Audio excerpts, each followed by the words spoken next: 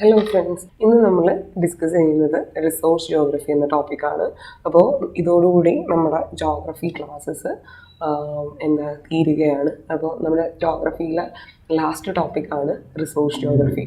അപ്പോൾ 2 ക്ലാസ്സുകളായിട്ടായിരിക്കും ഈ ഒരു ടോപ്പിക്ക് നമ്മൾ എടുക്കുക. 2 സെഷനുകളിലാണ് ഈ ഒരു ടോപ്പിക്ക് എടുക്കുക. അപ്പോൾ ഈ ടോപ്പിക്കിനെ കുറിച്ച് പറയുമ്പോൾ ഇതിൽ നിന്ന് പ്രധാനമായിട്ടും മെയിൻസ് ക്വസ്റ്റ്യൻസ് ആണ് വരുന്നത്. ആ മെയിൻസ് ക്വസ്റ്റ്യൻസ് തന്നെ ഒരു വർഷത്തെ കറണ്ട് അഫയേഴ്സിനെ ബേസ് ചെയ്തിട്ടായിരിക്കും ക്വസ്റ്റ്യൻസ് വരിക. അപ്പോൾ ഈ ഒരു ഭാഗം ബേസിക്കലി നിങ്ങൾക്കൊരു ഐഡിയ ഞാൻ ക്ലാസ്സിൽ തരും. പിന്നെ കറണ്ട് അഫയേഴ്സ്, എല്ലാ ദിവസത്തെയും കറണ്ട് അഫയേഴ്സ് അത് നിങ്ങൾ ട്രാക്ക് ചെയ്തുകൊണ്ട് ഇരിക്കണം. റീസെൻ്റ്ലി വരുന്ന കറണ്ട് അഫയേഴ്സ് ആയിരിക്കും മിക്കവാറും മെയിൻസിൽ ക്വസ്റ്റ്യനായിട്ട് വരിക. അപ്പം അതൊന്ന് നിങ്ങൾ ശ്രദ്ധിക്കണം. കറണ്ട് അഫയേഴ്സിൽ ഇതുമായി ബന്ധപ്പെട്ട റിസോഴ്സസായിട്ട് ബന്ധപ്പെട്ട എന്തെങ്കിലും ന്യൂസോ കാര്യങ്ങളൊക്കെ കാണുകയാണെങ്കിൽ അതൊന്ന് നോട്ട് ചെയ്ത് മാർക്ക് ചെയ്ത് വെച്ച് പഠിക്കുക. ഓക്കെ, അപ്പോൾ നമുക്ക് സ്റ്റാർട്ട് ചെയ്യാം റിസോഴ്സ് ജിയോഗ്രഫി. അപ്പോൾ എന്താണ് റിസോഴ്സസ് എന്ന് പറയുന്നത്? അതിൽ തന്നെ എന്താണ് നാച്ചുറൽ റിസോഴ്സ് എന്ന് പറയുന്നത്?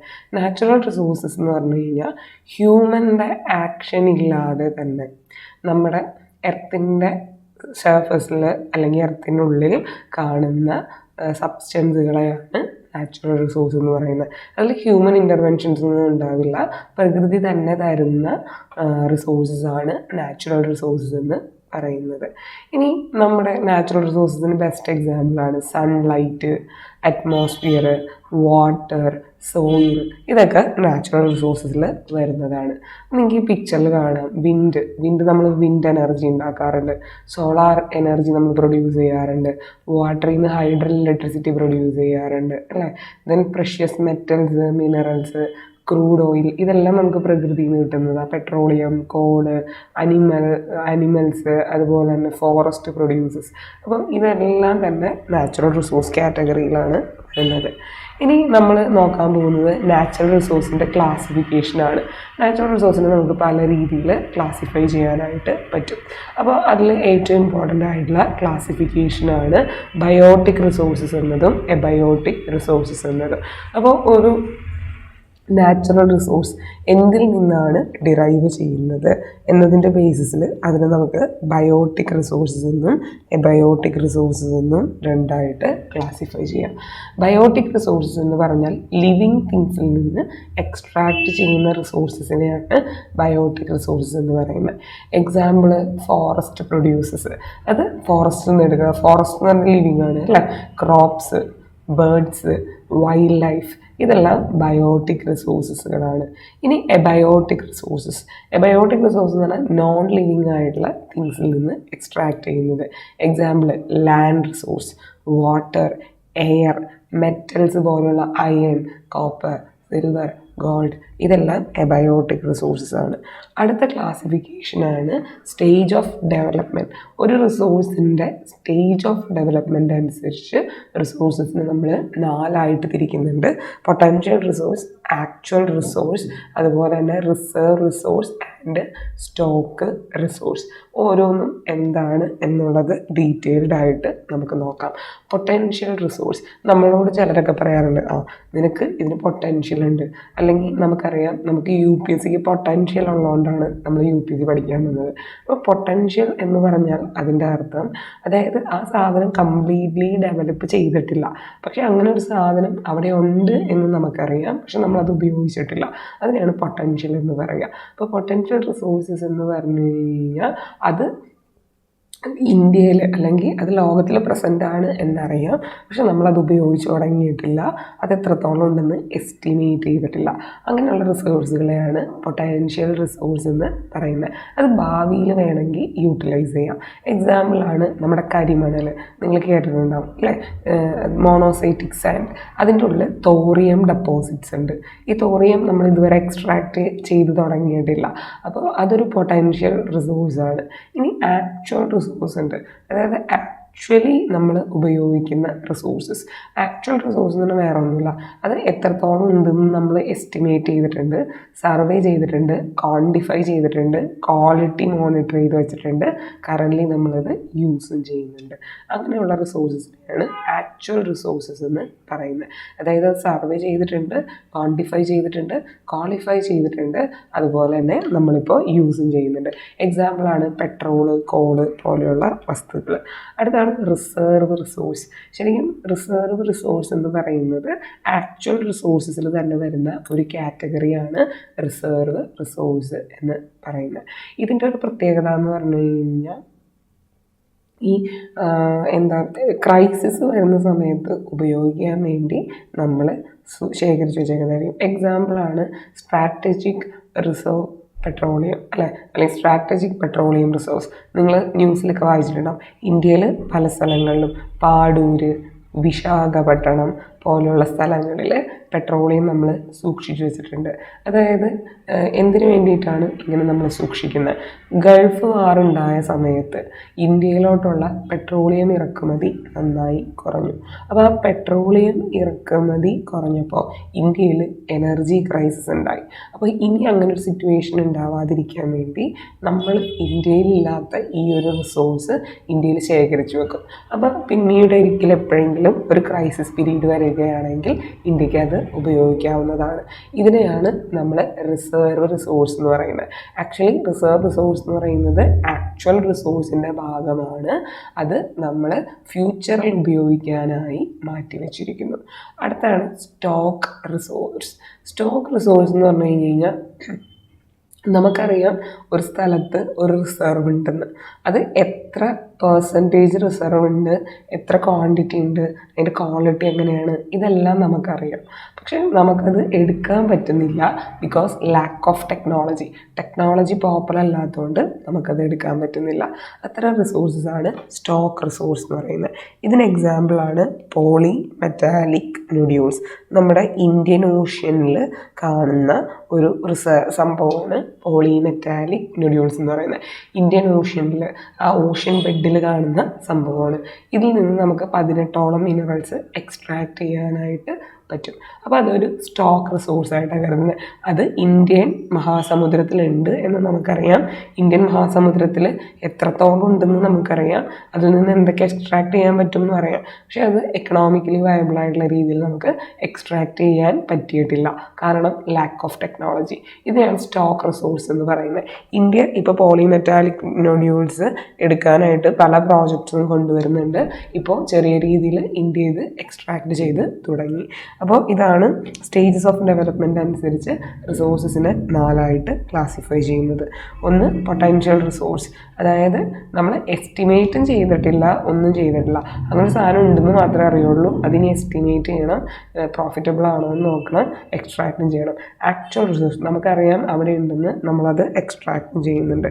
അടുത്തതാണ് റിസർവ് റിസോഴ്സ്. റിസർവ് റിസോഴ്സ് എന്ന് പറഞ്ഞു കഴിഞ്ഞാൽ ഞാൻ പറഞ്ഞു ആക്ച്വൽ റിസോഴ്സിൻ്റെ തന്നെ ഭാഗമാണ്. ഒരു ക്രൈസിസ് പീരീഡ് വരുമ്പോൾ ഉപയോഗിക്കാനായി മാറ്റി വെച്ചേക്കുന്നതാണ് റിസർവ് റിസോഴ്സ് എന്ന് പറയുന്നത്. അടുത്താണ് സ്റ്റോക്ക് റിസോഴ്സ്. സ്റ്റോക്ക് റിസോഴ്സ് എന്ന് പറഞ്ഞു കഴിഞ്ഞാൽ നമ്മൾ സർവേ ഒക്കെ ചെയ്ത് വെച്ചിട്ടുണ്ട്, പക്ഷെ അത് എടുക്കാനുള്ള ടെക്നോളജി നമ്മുടെ കയ്യിൽ ഇല്ല. അടുത്തതാണ് on the basis of recovery rate, അതായത് എത്ര നാൾ കൊണ്ട് വീണ്ടും അത് ഉണ്ടാവുന്നു. ആ റിക്കവറി റേറ്റിൻ്റെ ബേസിസിൽ നമുക്ക് ഇവരെ രണ്ടായിട്ട് തിരിക്കാം, റിന്യൂവബിൾ റിസോഴ്സസ് എന്നും നോൺ റിന്യൂവബിൾ റിസോഴ്സസ് എന്നും. ഓക്കെ, അപ്പോൾ റിന്യൂവബിൾ റിസോഴ്സസ് എന്ന് പറഞ്ഞു കഴിഞ്ഞാൽ നമുക്കറിയാം അത് നാച്ചുറലി റീപ്ലെനിഷ് ചെയ്യുന്ന മെറ്റീരിയൽസ് ആണ്. റിന്യൂവബിൾ റിസോഴ്സ് എന്ന് പറഞ്ഞാൽ നാച്ചുറലി റീപ്ലെനിഷ് ചെയ്യുന്ന റിസോഴ്സസ് ആണ് റിന്യൂവബിൾ റിസോഴ്സസ് എന്ന് പറയുന്നത്. For example sunlight, air, wind, water, ഇതൊക്കെ കണ്ടിന്യൂസ്ലി റീപ്ലെനിഷ് ചെയ്തുകൊണ്ടിരിക്കുന്നതാണ്. അപ്പോൾ ഹ്യൂമൻ ഇത് കൺസപ്ഷൻ ചെയ്താലും അത് അതിൻ്റെ ക്വാണ്ടിറ്റിയിൽ വേരിയേഷൻസ് ഉണ്ടാവില്ല. അടുത്തതാണ് നോൺ റിന്യൂവബിൾ റിസോഴ്സസ്.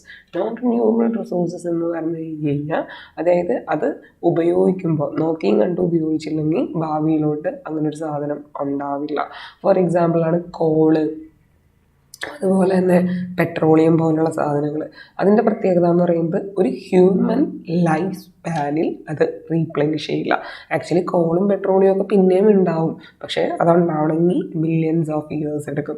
അതായത് നമ്മൾ പറയുന്നത് ഇത്രയേ ഉള്ളൂ, ഒരു ഹ്യൂമൻ്റെ ലൈഫ് സ്പാനിനുള്ളിൽ തന്നെ, ഒരു മനുഷ്യ ആയുസിൽ തന്നെ റീപ്ലെനിഷ് ചെയ്യപ്പെടുന്ന മിനറൽസിനെ റിസോഴ്സസിനെയാണ് നമ്മൾ റിന്യൂവബിൾ റിസോഴ്സ് എന്ന് പറയുക. ഒരു ഹ്യൂമൻ ലൈഫിൽ അത് റിന്യൂ ചെയ്യാൻ പറ്റിയില്ലെങ്കിൽ അതിനെ നമ്മൾ നോൺ റിന്യൂവബിൾ റിസോഴ്സ് എന്നാണ് പറയുക. ഇനി നാച്ചുറൽ റിസോഴ്സ് എവിടെയാണ് കാണുന്നത് എന്നതിൻ്റെ ബേസിസിൽ നാച്ചുറൽ റിസോഴ്സിനെ നമുക്ക് രണ്ടായിട്ട് തിരിക്കാം. യുബിക്വിറ്റസ് റിസോഴ്സസ് എന്നും ലോക്കലൈസ്ഡ് റിസോഴ്സസ് എന്നും. യുബിക്വിറ്റസ് റിസോഴ്സിനെ എല്ലാ സ്ഥലത്തും കാണാൻ കഴിയുന്ന റിസോഴ്സുകളെയാണ് യുബിക്വിറ്റസ് റിസോഴ്സ് എന്ന് പറയുക. സൺലൈറ്റ്, എയർ, വാട്ടർ ഒക്കെയാണ് വരിക. ലോക്കലൈസ്ഡ് റിസോഴ്സസ് എന്ന് പറഞ്ഞാൽ ഒരു പർട്ടിക്കുലർ ഏരിയയിൽ മാത്രം കാണുന്നത്. അയൺ ഓർ, ഗോൾഡ്, യുറേനിയം പോലെയുള്ള സാധനങ്ങളാണ് ലോക്കലൈസ്ഡ് റിസോഴ്സസിൽ വരിക. അപ്പോൾ ഇത്രയുമാണ് നമ്മൾ റിസോഴ്സസിനെ ക്ലാസിഫൈ ചെയ്യുന്നത്. അപ്പോൾ first based on the source of the resource, എവിടെ നിന്നാണ് ആ സാധനം വരുന്നത് എന്നതിൻ്റെ ബേസിൽ ബയോട്ടിക് ആൻഡ് എബയോട്ടിക് എന്ന് തിരിക്കുന്നത്. ബയോട്ടിക് എന്ന് പറഞ്ഞാൽ ജീവനുള്ള വസ്തുക്കളിൽ നിന്ന് എക്സ്ട്രാക്ട് ചെയ്യുന്നത്, എബയോട്ടിക് എന്ന് പറഞ്ഞാൽ ജീവനില്ലാത്ത വസ്തുക്കളിൽ നിന്ന് ഡിറൈവ് ചെയ്യുന്നത്. ദെൻ സ്റ്റേജസ് ഓഫ് ഡെവലപ്മെൻറ്റ് അനുസരിച്ച് 4ആയിട്ട് തിരിക്കുക. റിസർവ് റിസോഴ്സ്, അതായത് റിസർവ് അല്ല, പൊട്ടൻഷ്യൽ റിസോഴ്സാണ് ആദ്യം വരിക. പൊട്ടൻഷ്യൽ എന്ന് പറഞ്ഞാൽ അത് എസ്റ്റിമേറ്റും ചെയ്തിട്ടില്ല, അത് എക്സ്ട്രാക്റ്റും ചെയ്യുന്നില്ല, അത് അവിടെ ഉണ്ടെന്ന് മാത്രമേ നമുക്കറിയുള്ളൂ. ആക്ച്വൽ റിസോഴ്സ് എന്ന് പറഞ്ഞാൽ എസ്റ്റിമേറ്റ് ചെയ്തിട്ടുണ്ട്, ക്വാണ്ടിഫൈ ചെയ്തിട്ടുണ്ട്, ക്വാളിഫൈ ചെയ്തിട്ടുണ്ട്, നമ്മൾ ഉപയോഗിക്കുകയും ചെയ്യുന്നുണ്ട്. Then reserve resource. Reserve resource എന്ന് പറഞ്ഞു കഴിഞ്ഞാൽ ആക്ച്വൽ റിസോഴ്സിൻ്റെ ഭാഗമാണ്, ഫ്യൂച്ചറിൽ ഉപയോഗിക്കാനായി എടുത്ത് മാറ്റി വെച്ചിരിക്കുന്നു. സ്റ്റോക്ക് റിസോഴ്സസ് എന്ന് പറഞ്ഞാൽ നമ്മൾ സർവേ ഒക്കെ ചെയ്തു, പക്ഷേ അതെടുക്കാനുള്ള ടെക്നോളജി നമ്മുടെ കയ്യിലില്ല. അടുത്തതാണ് based on the recovery rate. രണ്ടായിട്ടാണ് നമ്മൾ റിസോഴ്സസിനെ തിരിക്കുക. റിന്യൂവബിൾ റിസോഴ്സസ് എന്നും നോൺ റിന്യൂവബിൾ റിസോഴ്സസ് എന്നും. റിന്യൂവബിൾ റിസോഴ്സസ് എന്ന് പറഞ്ഞു കഴിഞ്ഞാൽ സ്വയം റീപ്ലെനിഷ് ചെയ്യപ്പെടുന്നത്, ഒരു മനുഷ്യായുസിൽ തന്നെ രണ്ടാമതുണ്ടാവുന്ന റിസോഴ്സസാണ് റിന്യൂവബിൾ റിസോഴ്സസ്. നോൺ റിന്യൂവബിൾ എന്ന് പറഞ്ഞാൽ ഒരു മനുഷ്യായുസിൽ റീപ്ലെനിഷ് ചെയ്യപ്പെടാത്ത റിസോഴ്സസാണ് നോൺ റിന്യൂവബിളിൽ വരിക. ദെൻ നാച്ചുറൽ റിസോഴ്സസിനെ നമുക്ക് വീണ്ടും കാറ്റഗറൈസ് ചെയ്യാം, എവിടെയൊക്കെ കാണുന്നു എന്നതിൻ്റെ ബേസിൽ.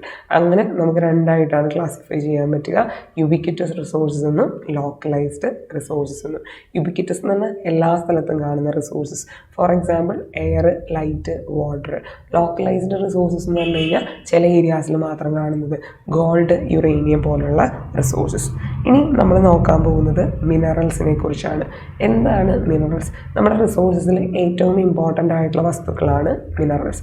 മിനറൽസ് നാച്ചുറലി ഭൂമിയിൽ ഉണ്ടാവുന്ന സബ്സ്റ്റൻസസ് ആണ്. നാച്ചുറലി ഭൂമിയിൽ ഉണ്ടാകുന്ന സബ്സ്റ്റൻസസ് ആണ് മിനറൽസ് എന്ന് പറയുന്നത്. ഏകദേശം 4000 മിനറൽസ് വരെ മനുഷ്യൻ ഐഡൻറ്റിഫൈ ചെയ്ത് വെച്ചിട്ടുണ്ട്. ഇനി മിനറൽസിൻ്റെ ഒരു പ്രത്യേകത, ജനറലി എല്ലാ മിനറൽസും എന്ന അർത്ഥത്തിലല്ല, ജനറലി മിനറൽസ് സോളിഡ് ആയിരിക്കും, ജനറലി മിനറൽസ് ഇൻഓർഗാനിക് ആയിരിക്കും. അതിന് ഒരു ഡെഫിനിറ്റ് ക്രിസ്റ്റലൈൻ സ്ട്രക്ചറും ഉണ്ടായിരിക്കും. മിക്കവാറും മിനറൽസ് ഫോം ചെയ്യുന്നത് നാച്ചുറലായിട്ടുള്ള ജിയോളജിക്കൽ പ്രോസസ്സുകൾ വഴിയാണ്. അപ്പോൾ മിനറൽസ് എന്ന് പറയുന്നത് നാച്ചുറലി ഒക്കെറിയുന്ന സബ്സ്റ്റൻസസ് ആണ്. അറൗണ്ട് 4000 മിനറൽസോളം മനുഷ്യൻ ഐഡൻറ്റിഫൈ ചെയ്തിട്ടുണ്ട്. ജനറലി റിസോഴ്സസ് എല്ലാം സോളിഡ് ആണ്, ഇൻഓർഗാനിക് ആണ്, അതിനൊരു ക്രിസ്റ്റലൈൻ സ്ട്രക്ചർ ഉണ്ട്. ദെൻ നമ്മൾ പറഞ്ഞു ജിയോളജിക്കൽ പ്രോസസ്സുകൾ വഴിയാണ് ഫോം ചെയ്യുന്നത്. ഇനി മിനറൽസിനെ കുറിച്ചുള്ള പഠനം അറിയപ്പെടുന്ന പേരാണ് മിനറോളജി. മിനറൽസിനെ കുറിച്ചുള്ള പഠനമാണ് മിനറോളജി. ഇനി നമ്മൾ പറയാറുണ്ട് ചില മിനറൽസ് എന്ന് പറയുന്നത് ഒന്നിലധികം എലമെൻറ്റ്സ് ചേർന്നുണ്ടാവുന്നതാണ്. എന്നാൽ ചില മിനറൽസ് സിംഗിൾ എലമെൻറ്റ് കൊണ്ടുണ്ടാകുന്ന, ഫോർ എക്സാമ്പിൾ ഗോൾഡ്, കോപ്പറൊക്കെ സിംഗിൾ എലമെൻ്റ് ആണ്. കാൽസ്യം കാർബണേറ്റ് അത് ഒന്നിലധികം എലമെൻറ്റ്സ് ചേർന്ന് ഉണ്ടാവുന്നതാണ്. ഇനി general characteristics of the minerals. മിനറൽസിൻ്റെ ജനറൽ ക്യാരക്ടറിസ്റ്റിക്സ്. ഒന്നാമത്തെ കാര്യം, മിനറലിന് ഒരു ഡെഫിനിറ്റ് ക്രിസ്റ്റലൈൻ സ്ട്രക്ചർ ഉണ്ടാകും. ആ ക്രിസ്റ്റലൈൻ സ്ട്രക്ചർ ഉള്ളത് കൊണ്ടാണ് അതൊരു പൊതു സ്വഭാവം കാണിക്കുന്നത്. ഇപ്പോൾ ഒരു ഡെഫിനിറ്റ് ക്രിസ്റ്റലൈൻ സ്ട്രക്ചർ ഉണ്ടാവും, ഒരു ഡെഫിനിറ്റ് കെമിക്കൽ കോമ്പോസിഷൻ ഉണ്ടായിരിക്കും. ഇനി മിനറൽസ് എല്ലാം തന്നെ നാച്ചുറലി ഒക്യൂർ ചെയ്യുന്നവയായിരിക്കും. ജനറലി ഇനോർഗാനിക് പ്രോസസ്സ് കൊണ്ട്, മെയിൻലി മെറ്റാമോർഫിസം പോലുള്ള പ്രോസസ്സ് കൊണ്ടായിരിക്കും ഫോം ചെയ്യുന്നത്. ജനറലി സോളിഡ് ആയിരിക്കും. അപ്പോൾ ഇത്രയുമാണ് മിനറൽസിൻ്റെ ക്യാരക്ടറിസ്റ്റിക്സ് പറയുക. ഒന്ന്, ഒരു ഡെഫിനിറ്റ് ക്രിസ്റ്റലൈൻ സ്ട്രക്ചർ ഉണ്ടാവും. രണ്ട്, ഡെഫിനിറ്റ് കെമിക്കൽ കോമ്പോസിഷൻ ഉണ്ടാവും. മൂന്ന്, നാച്ചുറലി ഒക്യൂറിങ് ആയിരിക്കും. നാല്, ജനറലി ഇനോർഗാനിക് പ്രോസസ്സ് കൊണ്ട് ഫോം ചെയ്യുന്നതായിരിക്കും. ജനറലി സോളിഡ് ആയിരിക്കും. ഇനി നമുക്ക് നെക്സ്റ്റ് നോക്കാനുള്ളത് മിനറൽസിൻ്റെ ക്ലാസിഫിക്കേഷനാണ്. മിനറൽസിനെ നമുക്ക് ബ്രോഡ്ലി രണ്ടായിട്ട് ക്ലാസിഫൈ ചെയ്യാം, മെറ്റാലിക് മിനറൽസ് എന്നും നോൺ മെറ്റാലിക് മിനറൽസ് എന്നും. അപ്പോൾ ഒരു സാധനത്തിന് മെറ്റൽ എന്ന് പറയണം എന്നുണ്ടെങ്കിൽ അതിന് എന്തൊക്കെ കണ്ടീഷൻസാണ് വേണ്ടത് എന്ന് ഒന്ന് അറിഞ്ഞിരിക്കുക. അപ്പോൾ മെറ്റാലിക് മിനറൽസ് സാധാരണയായിട്ട് നമ്മൾ ഉപയോഗിക്കുന്നത് മെറ്റലർജിക്കൽ ഇൻഡസ്ട്രീസിലാണ്. അതായത് മെറ്റലർജിക്കൽ ഇൻഡസ്ട്രി എന്ന് പറഞ്ഞാൽ സ്റ്റീല്, കോപ്പർ പോലുള്ള സാധനങ്ങൾ ഉണ്ടാക്കാനാണ് ഉപയോഗിക്കുന്നത്. ഇനി ഇവിടെ ഒരു കാര്യം മനസ്സിലാക്കാം, മെറ്റാലിക് മിനറൽസിന് കുറച്ച് ക്യാരക്ടറിസ്റ്റിക്സ് ഉണ്ട്. ഒന്നാമത്തെ കാര്യം, മെറ്റാലിക് മിനറൽസിന് ഒരു ഷൈനും ലസ്റ്ററും ഉണ്ടാവും. നമ്മൾ വീട്ടിൽ പെയിൻ്റ് അടിക്കുമ്പോൾ പറയാറുണ്ട് മെറ്റാലിക് പെയിൻറ്റ് മേടിക്കണം. മെറ്റാലിക് പെയിൻ്റ് എന്ന് വിളിക്കാൻ കാരണം എന്താ? ആ പെയിൻറ്റിൽ മെറ്റൽ ഉള്ളതുകൊണ്ടാണോ? അല്ല, പകരം ആ പെയിൻറ്റിന് ഒരു ഷൈനിങ്ങും ലസ്റ്ററും ഉള്ളത് കൊണ്ടാണ് അതിനെ നമ്മൾ മെറ്റാലിക് പെയിൻറ്റ് എന്ന് വിളിക്കുക. അപ്പോൾ ഒരു മെറ്റലിൻ്റെ ഫസ്റ്റ് ക്വാളിറ്റി എന്ന് പറയുന്നത് ഷൈൻ ഉണ്ടാവണം, ലസ്റ്റർ ഉണ്ടാവണം. അത് മാത്രം പോരാ, they are good conductor of electricity and heat. ഹീറ്റിൻ്റെയും ഇലക്ട്രിസിറ്റിയുടെയും നല്ലൊരു കണ്ടക്ടറും കൂടിയായിരിക്കണം. ഇങ്ങനെയുള്ള സാധനങ്ങളെയാണ് നമ്മൾ മെറ്റാലിക് മിനറൽസ് എന്ന് വിളിക്കുക. ഓക്കെ, അപ്പോൾ ഇനി ഞാൻ പറഞ്ഞു നമ്മൾ മെയിനായിട്ട് മിനറൽസിനെ രണ്ടായിട്ടാണ് തിരിക്കുക, മെറ്റാലിക് മിനറൽ എന്നും നോൺ മെറ്റാലിക് മിനറൽ എന്നും. നമ്മുടെ ഭൂമിയിൽ കുഴിച്ചെടുക്കുന്ന മിനറൽസിൽ 3/4 മെറ്റാലിക് മിനറൽസ് ആണ്. ഇപ്പോൾ മെറ്റാലിക് മിനറൽസും നോൺ മെറ്റാലിക് മിനറൽസും ഉണ്ട്. ഇനി ഈ മെറ്റാലിക് മിനറൽസിനെ വീണ്ടും രണ്ടായിട്ട് നമുക്ക് തിരിക്കാം. അതിൽ വരുന്നതാണ് ഫെറസ് മിനറൽസ്. ഫെറസ് മെറ്റൽസ് എന്ന് പറഞ്ഞു കഴിഞ്ഞാൽ അയൺ കണ്ടൻ്റ് ഉള്ള മെറ്റൽസ് ആണ് ferrous metals. Example iron or manganese. അതുപോലെ തന്നെ നോൺ ഫെറസ് മെറ്റൽ എന്ന് പറഞ്ഞാൽ അയൺ ഓർ കണ്ടൻറ്റ് ഇല്ലാത്ത മെറ്റൽസിനെ, അയൺ ഓർ ഇല്ലാത്ത മെറ്റൽസിനെയാണ് നോൺ ഫെറസ് മെറ്റൽ എന്ന് പറയുക. പ്രഷ്യസ് മെറ്റൽസ്, ഗോൾഡ്, സിൽവർ പോലുള്ള മെറ്റൽസ്, അതുപോലെ കോപ്പർ, ബോക്സൈറ്റ് ആണ് ഇതിൽ വരിക. ഇനി നോൺ മെറ്റാലിക് മിനറൽസ്, അതായത് മെറ്റാലിക് സ്വഭാവം ഇല്ലാത്ത മിനറൽസിനെ നമുക്ക് രണ്ടായിട്ട് തിരിക്കാം, മിനറൽ ഫ്യൂവൽ എന്നും അതർ ഫ്യൂവൽ എന്നും. മിനറൽ ഫ്യൂവൽ എന്ന് പറഞ്ഞാൽ ഫ്യൂവലായിട്ട് ഉപയോഗിക്കുന്ന സാധനങ്ങൾ, കോള്, പെട്രോളിയം പോലുള്ള കാര്യങ്ങൾ. അതർ മിനറൽസ് എന്ന് പറഞ്ഞാൽ അതിൻ്റെ ഉള്ളിൽ മൈക്കയാണ് വരുന്നത് എന്നൊന്ന് ഓർത്തിരിക്കുക. അപ്പം ഇതാണ് മിനറൽസിൻ്റെ ഒരു ക്ലാസിഫിക്കേഷൻ. ഞാൻ നിങ്ങളോട് പറഞ്ഞു പരീക്ഷയ്ക്ക് ഈ ഭാഗത്തു നിന്ന് ക്വസ്റ്റ്യൻസ് വരും. ഇവിടെ പ്രിലിംസ് ക്വസ്റ്റ്യൻ ആണ് വരിക. ഒന്ന്, ഞാൻ നിങ്ങളോട് പറഞ്ഞു മെറ്റാലിക് മിനറൽസ് എന്ന് പറഞ്ഞാൽ എന്താണ്. മെറ്റാലിക് മിനറൽസ് എന്ന് പറഞ്ഞാൽ മെറ്റലർജിക്കൽ ഇൻഡസ്ട്രീസിൽ യൂസ് ചെയ്യുന്ന മിനറൽസിനെയാണ് മെറ്റാലിക് മിനറൽസ് എന്ന് പറയുക. എക്സാമ്പിൾ നമുക്കറിയാം അയൺ ഓർ, ബോക്സൈറ്റ്, കോപ്പർ പോലുള്ള സാധനങ്ങൾ. എന്തുകൊണ്ടാണ് ഇവരെ മെറ്റൽ എന്ന് വിളിക്കുന്നത്? കാരണം ഇവർക്കൊരു ഷൈനും ലസ്റ്ററും ഉണ്ട്. അതുപോലെ തന്നെ ദേ are good conductor of electricity and heat. ഇനി നമ്മൾ പറഞ്ഞു മെറ്റാലിക് മിനറൽസിനെ നമ്മൾ രണ്ടായിട്ടാണ് തിരിക്കുന്നത്, ഫെറസ് മെറ്റൽസ് എന്നും അതുപോലെ തന്നെ നോൺ ഫെറസ് മെറ്റൽസ് എന്നും. അപ്പോൾ എന്താണ് ഫെറസ് മെറ്റൽസ്? ഞാൻ പറഞ്ഞു ഫെറസ് മെറ്റൽസ് എന്ന് പറഞ്ഞാൽ അയൺ കണ്ടൻ്റ് ഉള്ള മെറ്റൽസിനെയാണ് ഫെറസ് മെറ്റൽസ് എന്ന് പറയുന്നത്. ഇനി ഫെറസ് മെറ്റൽസിന് എക്സാമ്പിൾ ഏതൊക്കെ പരീക്ഷയ്ക്ക് ചോദിക്കും, പ്രിലിംസിന് ചോദിക്കും, തന്നിരിക്കുന്നതിൽ ഏതൊക്കെയാണ് ഫെറസ് മെറ്റൽസ് അറിഞ്ഞിരിക്കുക. അതിന് എക്സാമ്പിളാണ് അയൺ ഓർ, മാംഗനീസ്, ക്രോമൈറ്റ്, ഒരാളെയും കൂടെ എഴുതിക്കോ, നിക്കൽ. ഇവർ 4 പേരുമാണ് മെയിൻ എക്സാമ്പിൾ എന്ന് പറയുന്നത്. Iron or, manganese, chromite, nickel. ഇനി മെറ്റാലിക് മിനറൽസിൽ തന്നെ 3/4 മെറ്റാലിക് മിനറൽസും ഫെറസ് മിനറൽസ് ആണ് എന്നൊന്ന് ഓർത്തിരിക്കുക. അപ്പോൾ മെറ്റാലിക് മിനറൽസിൽ തന്നെ 3/4 ഫെറസ് മിനറൽസ് ആണ് വരുന്നത്. അതും കൂടെ ഒന്ന് ഓർത്തിരിക്കുക. അടുത്താണ് non ferrous minerals. Non ferrous minerals എന്ന് പറഞ്ഞാൽ അയൺ കണ്ടൻറ്റ് ഇല്ലാത്ത മിനറൽസിനെയാണ് നോൺ ഫെറസ് മിനറൽസ് എന്ന് പറയുക. അയൺ കണ്ടൻറ്റ് ഇല്ലാത്ത മിനറൽസിനെയാണ് നമ്മൾ നോൺ ഫെറസ് മിനറൽസ് എന്ന് പറയുക. അപ്പോൾ ഇതിൽ വരുന്ന പ്രധാനപ്പെട്ട മിനറൽസാണ് കോപ്പർ, ബോക്സൈറ്റ്. എന്തിൻ്റെ ഓറാണ് ബോക്സൈറ്റ്? അലൂമിനിയത്തിൻ്റെ ഓറാണ് ബോക്സൈറ്റ്. അപ്പോൾ അയൺ കണ്ടൻറ് ഇല്ലാത്ത മിനറൽസ് കോപ്പർ, ബോക്സൈറ്റ്, അതുപോലെ തന്നെ നമുക്ക് പറയാം ഗോൾഡ്, സിൽവർ ഒക്കെയാണ് ഇതിൽ വരുന്നത്. ഇനി ഇന്ത്യയിൽ നോൺ ഫെറസ് മെറ്റൽസ് പൊതുവെ കുറവാണ്. ഇന്ത്യയിലെ ആകെ കൂടെ ഉള്ള നല്ല രീതിയിലുള്ള നോൺ ഫെറസ് മെറ്റൽ എന്ന് പറയുന്നത് ബോക്സൈറ്റ് മാത്രമാണ്. ഇന്ത്യ പൊതുവെ നോൺ ഫെറസ് മെറ്റൽസ് കുറവാണ്. ഇന്ത്യയിൽ കൂടുതൽ ഉള്ള നോൺ ഫെറസ് മെറ്റൽ ബോക്സൈറ്റ് ആണ്, അലൂമിനിയത്തിൻ്റെ അയിരാണ്. ഇനി അടുത്തത് ഞാൻ നിങ്ങളോട് പറഞ്ഞു non metallic mineral. Non metallic minerals എന്ന് പറഞ്ഞു കഴിഞ്ഞാൽ മെറ്റൽ കണ്ടൻറ് ഇല്ലാത്ത മിനറൽസ്. ഇത് ഓർഗാനിക്കും ആവാം, ഇൻഓർഗാനിക് ഒറിജിനും ആവാം. ഇത്തരം മിനറൽസ് ഓർഗാനിക്കലി ഫോം ചെയ്യുന്നതും ആവാം, ഇൻഓർഗാനിക്കലി ഫോം ചെയ്യുന്നതും ആവാം. അപ്പോൾ ഇതിൽ നമുക്ക് പറയാൻ പറ്റുന്ന നോൺ മെറ്റാലിക് മിനറൽസിൽ മെയിനായിട്ട് വരുന്നത് മിനറൽ ഫ്യൂവൽസും അതുപോലെ തന്നെ അതർ നോൺ മെറ്റാലിക് മിനറൽസാണ്. ഫ്യൂവൽസ് എല്ലാം തന്നെ നോൺ മെറ്റാലിക് ആണ്. അപ്പോൾ മിനറൽ ഫ്യൂവൽസ് ഏതൊക്കെയാണ് മിനറൽ ഫ്യൂവൽസിൽ വരിക? മിനറൽ ഫ്യൂവൽസിൽ വരുന്നത് മെയിനായിട്ട് നമുക്ക് പറയാനായിട്ട് കോള്, അതുപോലെ തന്നെ പെട്രോളിയം, നാച്ചുറൽ ഗ്യാസ് പോലുള്ള സബ്സ്റ്റൻസുകൾ. ഇതെങ്ങനെയാണ് ഉണ്ടാകുന്നത്? ചെടികളും മൃഗങ്ങളൊക്കെ മണ്ണിനടിയിൽ വർഷങ്ങളോളം പോയി കഴിഞ്ഞിട്ടാണ് മിനറൽ ഫ്യൂവൽസ് ഉണ്ടാവുക. അതർ നോൺ മെറ്റാലിക് മിനറൽസിൽ വരുന്നതാണ് മൈക്ക, ലൈംസ്റ്റോൺ, ഗ്രാഫൈറ്റ്. ഇതെല്ലാം നോൺ മെറ്റാലിക് ആണ്. മൈക്ക നോൺ മെറ്റാലിക് ആണ്. ജിപ്സം നോൺ മെറ്റാലിക് ആണ്. ലൈംസ്റ്റോൺ നോൺ മെറ്റാലിക് ആണ്. ഗ്രാഫൈറ്റ് നോൺ മെറ്റാലിക് ആണ്. അപ്പോൾ ഈ ഒരു ക്ലാസിഫിക്കേഷൻ കൃത്യമായിട്ട് അറിഞ്ഞിരിക്കണം. അടുത്തത് major mineral belts of India. ഇതും പ്രിലിംസ് പെർസ്പെക്റ്റീവിലാണ് ഇമ്പോർട്ടൻറ്റ്. ഇന്ത്യയിൽ വരുന്ന മേജർ മിനറൽ ബെൽറ്റുകളാണ്. ഇന്ത്യയിൽ മെയിനായിട്ട് 6 മിനറൽ ബെൽറ്റുകളാണ് ഉള്ളത്. അതിൽ ആദ്യം വരുന്നത് north eastern belt. North eastern belt എന്ന് ഇവിടെ എഴുതിയേക്കുന്നത് ഛോട്ടാ നാഗ്പൂർ റീജിയനെയാണ് ഉദ്ദേശിച്ചേക്കുന്നത്. അപ്പോൾ ഛോട്ടാ നാഗ്പൂർ റീജിയനിൽ വരുന്ന north eastern belt.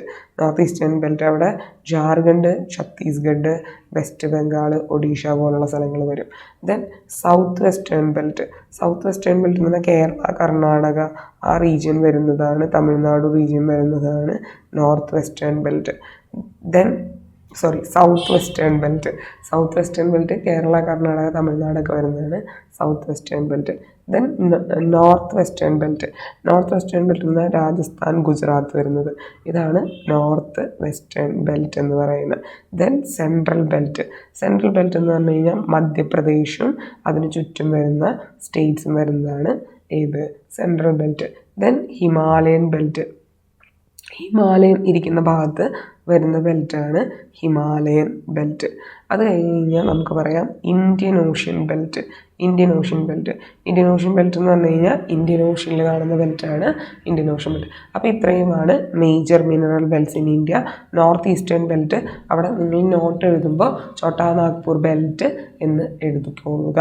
Then south western belt Kerala, Tamil Nadu, Karnataka. North western belt Gujarat, Rajasthan. Central belt മധ്യപ്രദേശും അതിന് ചുറ്റുമുള്ള സ്റ്റേറ്റ്സും. ഹിമാലയൻ ബെൽറ്റ് ഹിമാലയത്തിൻ്റെ മുകളിൽ. Indian Ocean belt Indian ഓഷ്യനിൽ western സൈഡിലും ഈസ്റ്റേൺ സൈഡിലും. ഇനി ഓരോ ബെൽറ്റായിട്ട് നമുക്ക് ഡീറ്റെയിൽഡ് ആയിട്ട് നോക്കാം. അപ്പോൾ first north eastern plateau region. North eastern plateau region എന്ന് പറഞ്ഞാൽ ഇവിടെ മെയിനായിട്ട് വരുന്നത് നമ്മുടെ ഛോട്ടാ നാഗ്പൂർ പ്ലേറ്റ്യൂ റീജിയൻ ആണ്. ഇവിടെ മെയിനായിട്ട് വരുന്ന സ്റ്റേറ്റുകൾ ജാർഖണ്ഡ്, ഒഡീഷ, വെസ്റ്റ് ബംഗാൾ, ഛത്തീസ്ഗഡ്. നമുക്കറിയാം ജാർഖണ്ഡ്, ഛത്തീസ്ഗഡ്, ഒഡീഷ, വെസ്റ്റ് ബംഗാളാണ് ഇവിടെ വരുന്നത്. ഇനി ഇതിൽ മെയിനായിട്ട് എന്തൊക്കെ മിനറൽസ് കാണാം? അപ്പോൾ ഒരു കാര്യം മനസ്സിലാക്കണം, ഇന്ത്യയുടെ ലാർജസ്റ്റ് മിനറൽ ബെൽറ്റാണ് ഛോട്ടാ നാഗ്പൂർ ബെൽറ്റ് എന്ന് പറയുന്നത്. ഇന്ത്യയുടെ ലാർജസ്റ്റ് മിനറൽ ബെൽറ്റാണ് ഛോട്ടാ നാഗ്പൂർ ബെൽറ്റ്. അവിടെ ഓൾമോസ്റ്റ് എല്ലാ മിനറൽസും പ്രസൻ്റ് ആണ്. അതായത് നമുക്കിവിടെ പറയാൻ പറ്റും iron ore, coal, manganese, bauxite, mica, അങ്ങനെ ഒരുപാട് മിനറൽസ് അവിടെ പ്രസൻ്റാണ്. അപ്പോൾ ഇതിങ്ങനെ എണ്ണി പഠിക്കേണ്ട കാര്യമില്ല. ഒറ്റ കാര്യം ഓർത്താൽ മതി, ഇന്ത്യയിലെ ലാർജസ്റ്റ് മിനറൽ ബെൽറ്റാണ് ഛോട്ടാ നാഗ്പൂർ ബെൽറ്റ് എന്ന് പറയുന്നത്. അവിടെ ഓൾമോസ്റ്റ് എല്ലാ മിനറൽസും പ്രസൻ്റാണ്. അവിടെ ഇല്ലാത്ത ഒരേ ഒരു സാധനം ആന്ത്രാസൈറ്റ്. ആന്ത്രാസൈറ്റ് അവിടെ കിട്ടില്ല. അതൊന്ന് ഓർത്തിരിക്കുക, ആന്ത്രാസൈറ്റ് അവിടെ കിട്ടില്ല. ഓക്കെ, ബാക്കി ഓൾമോസ്റ്റ് എല്ലാ മിനറൽസും ഛോട്ടാ നാഗ്പൂർ ബെൽറ്റിൽ കാണാനായിട്ട് സാധിക്കും. രണ്ടാമത്തെ മിനറൽ ബെൽറ്റാണ് south western plateau region.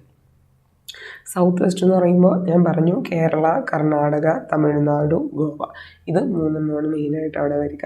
Kerala, Karnataka, Tamil Nadu, Goa ആണ് വരുന്നത്. ഇനി ഈ ഒരു ബെൽറ്റിൽ എന്തൊക്കെ കാണാൻ പറ്റും?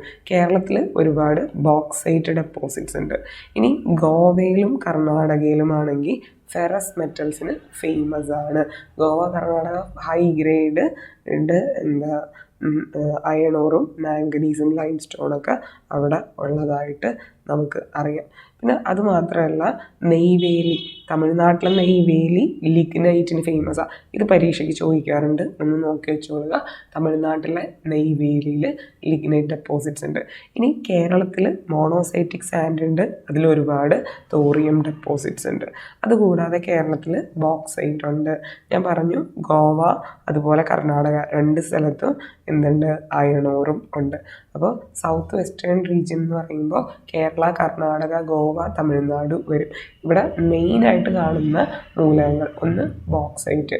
പിന്നെ ഞാൻ പറഞ്ഞു Karnataka and Goa is famous for high grade iron ore. അതുപോലെ തന്നെ കേരളത്തിൽ മോണോസൈറ്റ് സാൻഡ് ഉണ്ട്, അതിൽ തോറിയം ഡെപ്പോസിറ്റ്സ് ഉണ്ട്. പിന്നെ കേരളത്തിൽ ബോക്സൈറ്റിക് ക്ലേ ഉണ്ട്. തമിഴ്നാട്ടിലാണ് സൗത്ത് ഇന്ത്യയിൽ കോള് കാണുന്ന ഒരേ ഒരു സ്ഥലം. അവിടെ കാണുന്ന കോള് ലിഗ്നൈറ്റിക് കോളാണ്. ലിഗ്നൈറ്റ് ഗ്രേഡ് കുറഞ്ഞ കോളാണ്. ഗ്രേഡ് കുറഞ്ഞ കോളാണ് ലിഗ്നൈറ്റിക് കോള്. അടുത്തതാണ് north western belt. North western belt എന്ന് പറഞ്ഞു കഴിഞ്ഞാൽ മെയിനായിട്ട് വരുന്നത് ആരവല്ലിയുടെ അവിടെയാണ്, അതായത് ഗുജറാത്ത്, രാജസ്ഥാൻ റീജിയത്തിൽ. ഇവിടെ കാണുന്ന റോക്കിനെ വിളിക്കുന്ന പേരാണ് ധാർവാർ റോക്ക് സിസ്റ്റം. എന്താണ് ധാർവാർ റോക്ക് സിസ്റ്റം എന്ന് പറഞ്ഞാൽ? ധാർവാർ റോക്ക് സിസ്റ്റം എന്ന് പറഞ്ഞാൽ ഇന്ത്യയിലെ ഓൾഡസ്റ്റ് മെറ്റാമോർഫിക് റോക്സ് ആണ് ധാർവാർ റോക്ക് സിസ്റ്റം. ഇന്ത്യയിലെ ഓൾഡസ്റ്റ് മെറ്റാമോർഫിക് റോക്ക് സിസ്റ്റമാണ് ധാർവാർ റോക്ക് സിസ്റ്റം എന്ന് പറയുന്നത്. ഇപ്പോൾ നോർത്ത് വെസ്റ്റേൺ ബെൽറ്റ് മെയിനായിട്ട് ആരവല്ലി, രാജസ്ഥാൻ, ഗുജറാത്തിലാണ് കാണുന്നത്. ഇനി ഇവിടെ പ്രധാനമായിട്ടും നമുക്ക് കിട്ടുന്ന മിനറൽസ് ആണ് കോപ്പർ, സിങ്ക്. നിങ്ങൾ കേട്ടിട്ടുണ്ടാവും ഹാരപ്പൻ സിവിലൈസേഷനിൽ ബ്രോൺസ് പ്രതിമയൊക്കെ ഉണ്ടായിരുന്നു. അപ്പോൾ ആ ബ്രോൺസ് ഉണ്ടാക്കണ ഈ കോപ്പറും സിങ്കും വേണം. ആ കോപ്പറും സിങ്കും കിട്ടിയിരുന്ന ഒരു സ്ഥലമാണ് കാലിബംഗൻ. കാലിബംഗൻ എന്ന് പറഞ്ഞു കഴിഞ്ഞാൽ ഹാരപ്പൻ സിവിലൈസേഷനിൽ രാജസ്ഥാനിൽ വരുന്ന സൈറ്റാണ്. രാജസ്ഥാനിലെ ഹാരപ്പൻ സിവിലൈസേഷനിലെ സൈറ്റാണ് കാലിബംഗൻ. ആ കാലിബംഗനിൽ നിന്ന് ഒരുപാട് എന്തൊക്കെ കിട്ടിയിട്ടുണ്ടാവും? ഈ കോപ്പറും സിങ്കൊക്കെ കിട്ടിയിട്ടുണ്ടാവും. അതുകൊണ്ടാണ് അവർക്കൊന്ന് ബ്രോൺസ് പ്രതിമ ഉണ്ടാക്കാനായി സാധിച്ചത്. ഇനി Rajasthan is famous for building material.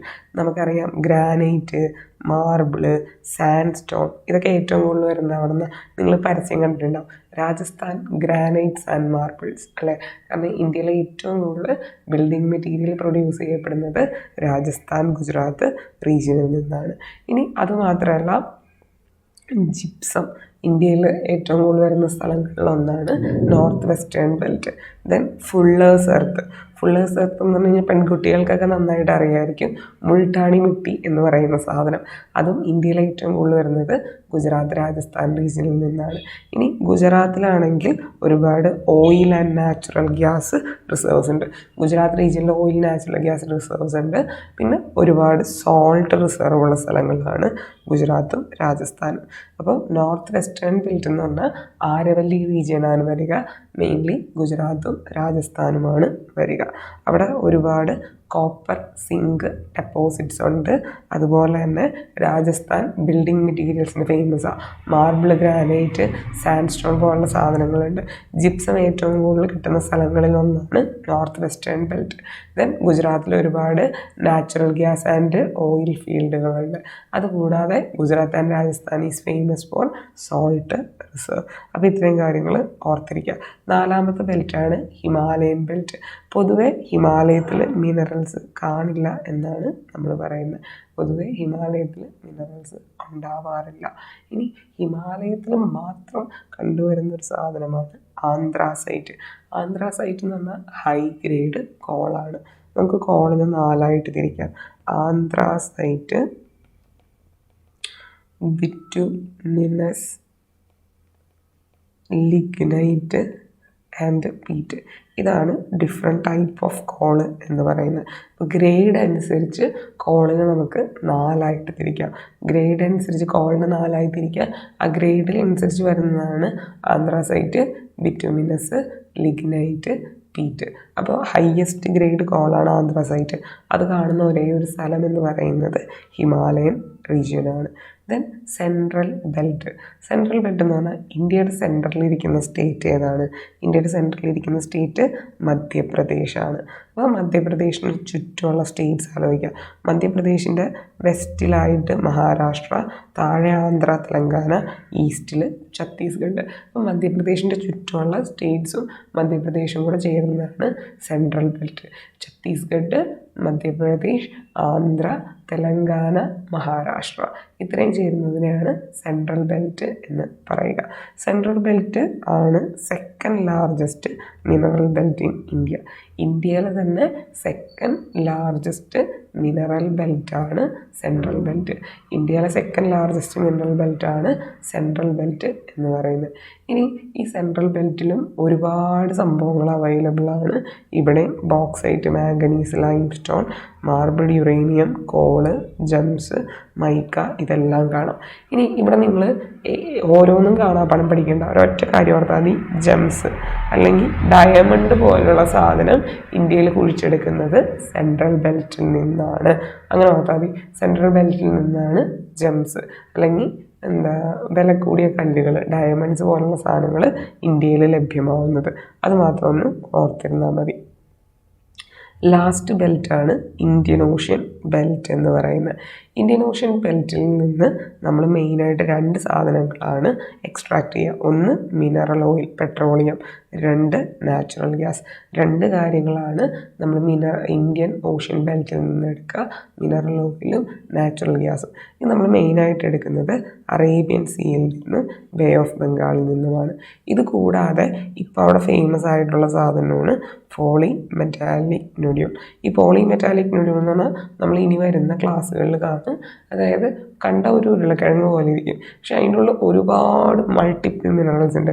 Manganese, phosphate, barium, aluminium, silicon, iron, titanium, sodium, അങ്ങനെ ഒരുപാട് മിനറൽസ് ഉണ്ട്. അപ്പോൾ ശരിക്കും പറഞ്ഞാൽ മിനറൽസിൻ്റെ ഒരു കലവറയാണ് ഇന്ത്യൻ ഓഷ്യൻ ബെൽറ്റ്. അപ്പോൾ ഇന്ത്യൻ ഓഷ്യൻ ബെൽറ്റ് എന്ന് പറഞ്ഞാൽ അതിൽ അറേബ്യൻ സീയും ബേ ഓഫ് ബംഗാളും വരും. അതിൽ ഒരുപാട് പോളിമെറ്റാലിക് നൊഡ്യൂൾസ് ഉണ്ട്. അതുപോലെ തന്നെ മിനറൽ ഓയിലും നാച്ചുറൽ ഗ്യാസും ഒരുപാടുള്ള സ്ഥലമാണ് ഇത്. അപ്പോൾ ഇതോടുകൂടി നമ്മുടെ ഇന്ത്യയിലെ പ്രധാനപ്പെട്ട മിനറൽ ബെൽറ്റുകൾ കഴിഞ്ഞു. ഇനി നമ്മൾ നോക്കാൻ പോകുന്നത് ഓരോ മിനറൽസും ഡീറ്റെയിൽഡായിട്ട് നോക്കാൻ പോവുകയാണ്. അപ്പോൾ ഫസ്റ്റ് മിനറലാണ് അയൺ ഓർ. ഫസ്റ്റ് നമ്മൾ നോക്കുന്നത് മെറ്റാലിക് മിനറൽസ് ആണ്. First മിനറലാണ് iron or. അപ്പോൾ അയൺ ഓറാണ് നമ്മൾ ഫസ്റ്റ് നോക്കുന്നത്. അയൺ ഓർ എന്ന് പറഞ്ഞു കഴിഞ്ഞാൽ മെയിൻലി അയൺ ഓറിൽ 4 ടൈപ്പ് അയൺ ഓറുകളാണ് ഉള്ളത്. അപ്പോൾ എന്താണ് ഓർ എന്ന് പറഞ്ഞു കഴിഞ്ഞാൽ, ഓർ എന്ന് പറഞ്ഞാൽ വേറെ ഒന്നുമില്ല, ഒരു മിനറൽ അല്ലെങ്കിൽ ഒരു മെറ്റൽ എന്തിൽ നിന്നാണോ എക്സ്ട്രാക്ട് ചെയ്യപ്പെടുന്നത് ആ വസ്തുവിനെയാണ് ഓർ എന്ന് പറയുന്നത്. അപ്പോൾ ഓറിൻ്റെ ഉള്ളിൽ ആ മെറ്റലും ഉണ്ടാവും, കുറേ ഇംപ്യൂരിറ്റീസും ഉണ്ടാവും. ഓർ എന്ന് പറയുമ്പോൾ അതിൻ്റെ ഉള്ളിൽ മെറ്റലും ഉണ്ടാവും, മെറ്റലിൽ വരുന്ന ഇംപ്യൂരിറ്റീസും ഉണ്ടാവും എന്നൊന്ന് ഓർത്തിരിക്കുക. ആ ഇംപ്യൂരിറ്റീസ് റിമൂവ് ചെയ്തിട്ടാണ് നമ്മൾ ഓറിൽ നിന്ന് മെറ്റൽ എക്സ്ട്രാക്ട് ചെയ്യുന്നത്.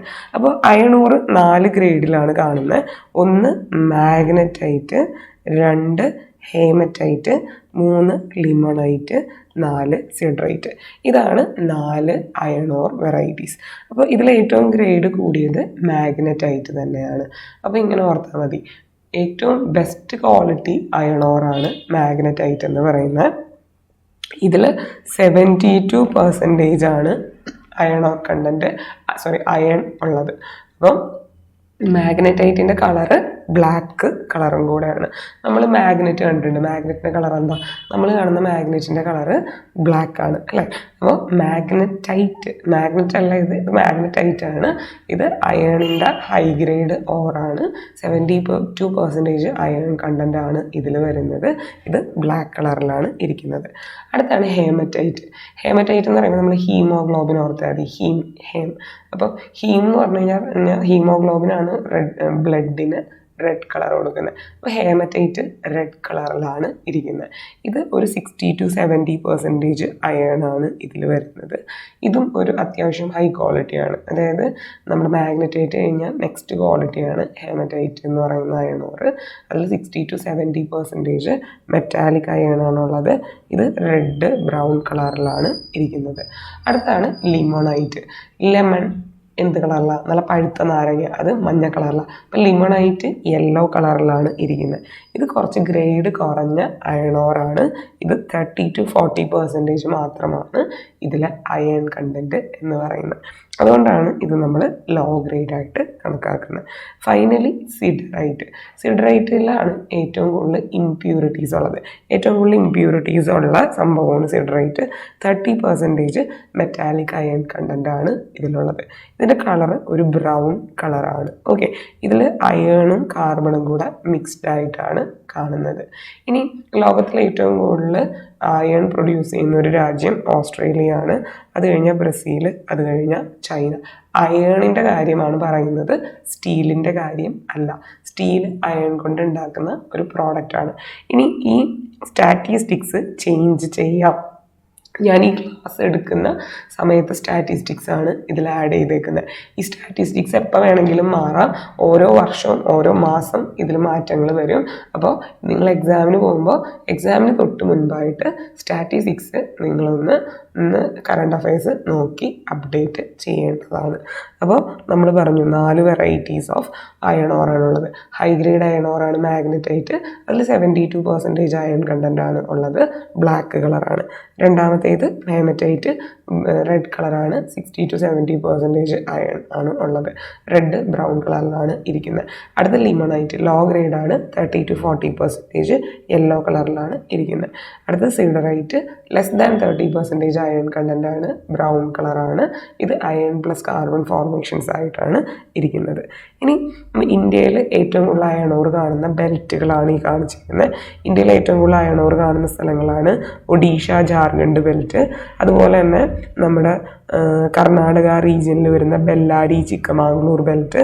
ദെൻ ഗോവ ഉൾപ്പെടുന്ന ഗോവ ബെൽറ്റ്. അതുപോലെ തന്നെ മഹാരാഷ്ട്ര, തെലങ്കാന, മധ്യപ്രദേശൊക്കെ ഉൾപ്പെടുന്ന ദർഗ്, ബസ്തർ, ചന്ദ്രാപൂർ ബെൽറ്റ്. അപ്പോൾ ഇതാണ് മെയിനായിട്ട് അയണോർ കാണുന്ന 4 ബെൽറ്റുകൾ. ഇന്ത്യയിൽ അയണോർ കാണുന്ന സ്ഥലങ്ങളാണ് Odisha, Jharkhand belt, Bellary, Chikmagalur belt, Goa belt, Durg, Bastar, Chandrapur belt. ഇനി ഇന്ത്യയിലെ പ്രധാനപ്പെട്ട അയണോർ മൈൻസ് ഏതൊക്കെ? ഇന്ത്യയിൽ ഒരുപാട് അയണോർ മൈൻസ് ഉണ്ട്. ഇതെല്ലാം തന്നെ കാണാപ്പാഠം പഠിക്കുക പോസിബിൾ അല്ല. അപ്പോൾ നമ്മളിവിടെ ഇമ്പോർട്ടൻ്റ് ആയിട്ടുള്ള കാര്യങ്ങൾ മാത്രമാണ് നോക്കുന്നത്. അപ്പോൾ ജസ്റ്റ് ഞാൻ പറയുന്ന ആൾക്കാരുടെ പേര് നിങ്ങളൊന്ന് പഠിച്ചു നോക്കുക. മയൂർഭഞ്ച് ഒഡീഷ. ഒഡീഷയിലെ മയൂർഭഞ്ച് ഇൻ ഒഡീഷ. അതുപോലെ തന്നെ കിയോൻജാർ ഇൻ ഒഡീഷ. അതുപോലെ തന്നെ സിംഗ്ഭൂം ഇൻ ജാർഖണ്ഡ്. ഇത് രണ്ടും ഒഡീഷയാണ്.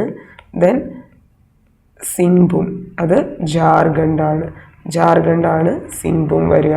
ഓക്കെ, ദെൻ സുന്ദർഗഡ് അതും ഒഡീഷയാണ്. സുന്ദർഗഡ് മയൂർഭഞ്ച്, കിയോൻജാർ ഒഡീഷ, സിംഗ്ഭൂം ജാർഖണ്ഡ്. അതുപോലെ രത്നഗിരി ഇൻ മഹാരാഷ്ട്രയിൽ രത്നഗിരി, ബെല്ലാരി ആൻഡ് ചിക്കമാംഗ്ലൂർ ഇൻ കർണാടകയിൽ ബെല്ലാരി, ചിക്കമാംഗ്ലൂർ വരുന്നുണ്ട്. ഇനി നമ്മുടെ ഛത്തീസ്ഗഡിൽ വരുന്നുണ്ട് 1-2 ബെൽറ്റുകൾ. അപ്പോൾ അത് ജസ്റ്റ് ഒന്ന് ഓർത്തിരിക്കുക. ഓക്കെ,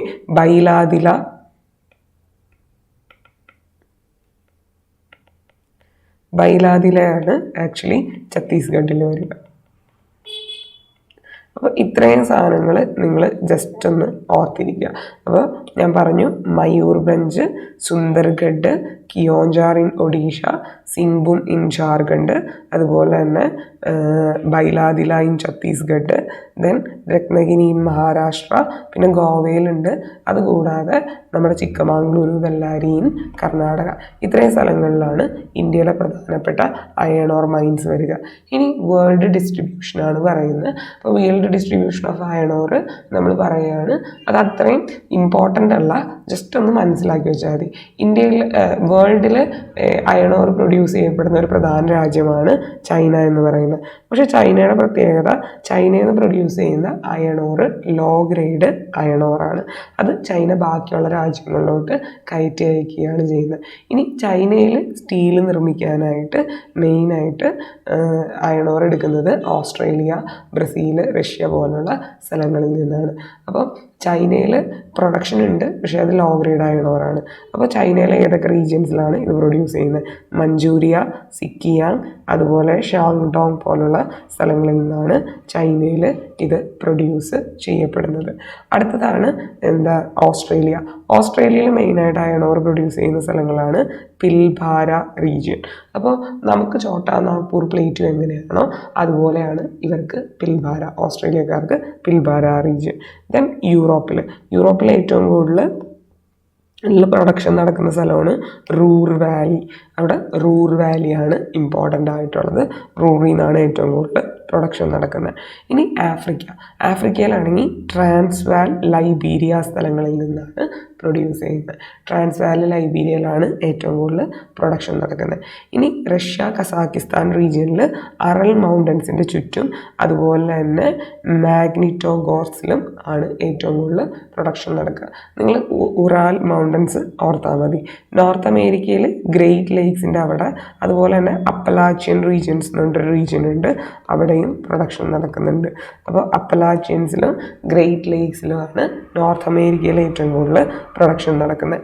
അപ്പോൾ ഇത്രയും സ്ഥലങ്ങൾ ജസ്റ്റ് ഒന്ന് മനസ്സിൽ ഓർത്താൽ മതി. ഇവിടുന്ന് പ്രിലിംസ് മെയിൻസ് ക്വസ്റ്റ്യൻസ് ഒന്നും ഇതുവരെ വന്നിട്ടില്ല. അപ്പോൾ ചൈനയിൽ മഞ്ചൂരിയ, സിക്കിയാങ് ആൻഡ് സിങ്കിയാങ്. ഇനി അടുത്തത് ഞാൻ പറഞ്ഞു ഓസ്ട്രേലിയയിൽ പിൽഭാര റീജിയൻ. ഓസ്ട്രേലിയയുടെ പിൽഭാര എന്ന് പറഞ്ഞാൽ ഇന്ത്യക്ക് ഛോട്ടാ നാഗ്പൂർ പ്ലേറ്റ് പോലെയാണ്. ദെൻ യൂറോപ്പിൽ റൂർ വാലി, ആഫ്രിക്കയിൽ ട്രാൻസ്വാൽ ആൻഡ് ലൈബീരിയ, റഷ്യയിൽ കസാക്കിസ്ഥാനിലും അറൽ മൗണ്ടൻസ്, അതുപോലെ നോർത്ത് അമേരിക്കയിൽ ഗ്രേറ്റ് ലേക്സും അപ്പലാച്ചിയൻസും. ഇനി അടുത്തത് ഒരു മെയിൻസ് ക്വസ്റ്റ്യൻ ആണ്. സാധാരണഗതിയിൽ UPSC ഇൻഡസ്ട്രീസിനെ കുറിച്ച് ക്വസ്റ്റ്യൻ ചോദിക്കാറുണ്ട്. ഒരു ക്വസ്റ്റ്യൻ ആയിരുന്നു, എന്തുകൊണ്ടാണ് എന്തുകൊണ്ടാണ് ഇന്ത്യയുടെ iron industry north eastern plateau റീജിയനിൽ, ഛോട്ടാ നാഗ്പൂർ പ്ലേറ്റ്യൂവിൽ കോൺസെൻട്രേറ്റ് ചെയ്തേക്കുന്നത്. അതുപോലെ മറ്റൊരു ക്വസ്റ്റ്യൻ ആണ്, എന്തുകൊണ്ടാണ് ഇന്ത്യയിലെ ഷുഗർ ഇൻഡസ്ട്രീസ് മഹാരാഷ്ട്ര റീജിയനിലോട്ട് ഷിഫ്റ്റ് ചെയ്യപ്പെടുന്നത്. അതുപോലെ മറ്റൊരു ക്വസ്റ്റ്യൻ ആണ്, എന്തുകൊണ്ടാണ് ഇന്ത്യയിലെ ടീ ഇൻഡസ്ട്രി നോർത്ത് ഈസ്റ്റേൺ സ്റ്റേറ്റ്സിൽ കോൺസെൻട്രേറ്റ് ചെയ്യുന്നത്. അപ്പോൾ ഇതുപോലെ ഇൻഡസ്ട്രീനെ കുറിച്ച് ഒരുപാട് ക്വസ്റ്റ്യൻസ് UPSC ചോദിക്കാറുണ്ട്. ഈ ഓരോ ഇൻഡസ്ട്രിയും നമുക്ക് ഡീറ്റെയിൽഡ് ആയിട്ട് എന്ത് ചെയ്യാൻ പറ്റില്ല, ക്ലാസ്സിൽ ഇരുന്ന് പഠിക്കാനായിട്ട് പറ്റത്തില്ല. അപ്പോൾ ഞാൻ നിങ്ങൾക്കൊരു ഫ്രെയിം വർക്ക് തരും. ഈ ഫ്രെയിം വർക്കിനകത്ത് നിങ്ങൾ ഓരോ ഇൻഡസ്ട്രിയും പഠിക്കുമ്പോൾ അത് ഡിസ്കസ് ചെയ്ത് റെഡിയാക്കി വെക്കുക. മിക്കവാറും ആ വർഷം ന്യൂസ് പേപ്പറിൽ വന്നിരിക്കുന്ന ഇൻഡസ്ട്രീനെ കുറിച്ചായിരിക്കും UPSC ക്വസ്റ്റ്യൻ ചോദിക്കുക. കോട്ടൺ ഇൻഡസ്ട്രി ചോദിച്ച വർഷം, ആ വർഷത്തെ നമ്മുടെ എക്കണോമിക് സർവേയിലെ മെയിൻ ടോപ്പിക്ക് കോട്ടൺ ഇൻഡസ്ട്രി ആയിരുന്നു. കോൾ ഇൻഡസ്ട്രി ചോദിച്ച വർഷം, കോൾ ഇൻഡസ്ട്രി ചോദിക്കാനുള്ള കാരണം എന്ന് പറയുന്നത് അത് നമ്മുടെ NCERT ടെക്സ്റ്റ് ബുക്കിൽ മെൻഷൻ ചെയ്തിട്ടുണ്ട്. ഇനി ഷുഗർ ഇൻഡസ്ട്രീനെ കുറിച്ച് ചോദിച്ചത് ന്യൂസ് പേപ്പറിൽ ഷുഗർ ഇൻഡസ്ട്രി സൗത്തിലോട്ട് ഷിഫ്റ്റ് ചെയ്യുന്നു എന്ന ന്യൂസിൻ്റെ ബേസിലാണ്. അപ്പോൾ എപ്പോഴും ഇൻഡസ്ട്രി ക്വസ്റ്റ്യൻ പേപ്പറിൽ വരുമ്പോൾ അത് കറണ്ട് അഫെയർസിൽ നിന്നായിരിക്കും ക്വസ്റ്റ്യൻ വരിക. അപ്പം നിങ്ങളെപ്പോഴാണോ മെയിൻസ് എഴുതുന്നത് ആ ഒരു വർഷം ന്യൂസ് പേപ്പറിൽ വരുന്ന ഇൻഡസ്ട്രിയെ നിങ്ങൾ ഇതുപോലെ ഫ്രെയിം വർക്കിൽ ആക്കണം. അപ്പോൾ ഒരു ഇൻഡസ്ട്രി ഞാൻ എക്സാമ്പിളായിട്ട് പറഞ്ഞു തരാം. അയൺ ആൻഡ് സ്റ്റീൽ ഇൻഡസ്ട്രി നമ്മൾ ഒരു മോഡലാക്കി വെച്ചുകൊണ്ട് നമ്മളെങ്ങനെയാണ് പ്രിപ്പയർ ചെയ്യേണ്ടത് എന്നാണ് പറയുന്നത്. അപ്പോൾ ഒരു ഇൻഡസ്ട്രീനെ കുറിച്ച് നോക്കുമ്പോൾ ഫസ്റ്റ് നിങ്ങൾ നോക്കേണ്ടത് ഇന്ത്യയിൽ ആ ഒരു പർട്ടിക്കുലർ ഇൻഡസ്ട്രി ഏത് ലൊക്കേഷനിലാണ് എന്ന് നോക്കണം. രണ്ടാമതായിട്ട് ആ ഒരു പർട്ടിക്കുലർ ലൊക്കേഷനിൽ എന്തുകൊണ്ടാണ് ആ ഇൻഡസ്ട്രി ഡെവലപ്പ് ചെയ്തത്, അതിനുള്ള ഫാക്ടേഴ്സ് എന്തൊക്കെയാണ് ഇനി മുൻപ് ആ ഇൻഡസ്ട്രി ഉണ്ടായിരുന്ന സ്ഥലങ്ങളിൽ നിന്ന് ഇപ്പോൾ ആ ഇൻഡസ്ട്രിയുടെ ലൊക്കേഷനിൽ മാറ്റങ്ങൾ വന്നിട്ടുണ്ടോ? ഞാൻ നിങ്ങളോട് പറഞ്ഞു, UPSC ചോദിച്ച ഒരു ക്വസ്റ്റ്യനാണ് sugar industry shifting towards south, why. രണ്ടാമത്തെ ക്വസ്റ്റ്യനാണ് cotton industries redistributed all over the India, why. അപ്പോൾ അവിടെ ലൊക്കേഷൻ ചേഞ്ചാണ് ആ രണ്ട് ക്വസ്റ്റ്യൻസിലും ചോദിച്ചേക്കുന്നത്. അപ്പോൾ ഏതെങ്കിലും ഇൻഡസ്ട്രി ഷിഫ്റ്റ് ചെയ്തിട്ടുണ്ടെങ്കിൽ അത് എന്തുകൊണ്ട്, then significance of that particular industry, Indian എക്കോണമീനെ സംബന്ധിച്ച് ആ ഒരു ഇൻഡസ്ട്രിയുടെ ഇമ്പോർട്ടൻസ് എന്താണ്, then challenges of that particular industry, ആ ഒരു ഇൻഡസ്ട്രി നേരിടുന്ന പ്രശ്നങ്ങൾ എന്തൊക്കെ, finally government policies to uplift that particular industry. ഇത്രയും കാര്യങ്ങളാണ് നമ്മളിവിടെ നോക്കേണ്ടത്. ഒന്ന്, ആ ഒരു ഇൻഡസ്ട്രിയുടെ ലൊക്കേഷൻ. രണ്ട്, ആ ഒരു ഇൻഡസ്ട്രി ആ ഒരു പർട്ടിക്കുലർ സ്ഥലത്ത് ഫോം ചെയ്യാനുള്ള കാരണങ്ങൾ.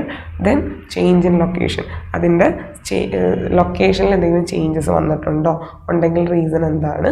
Then significance of that particular industry, ആ ഒരു ഇൻഡസ്ട്രിയുടെ സിഗ്നിഫിക്കൻസ് എന്താണ് ഇന്ത്യൻ എക്കോണമിയെ സംബന്ധിച്ച്.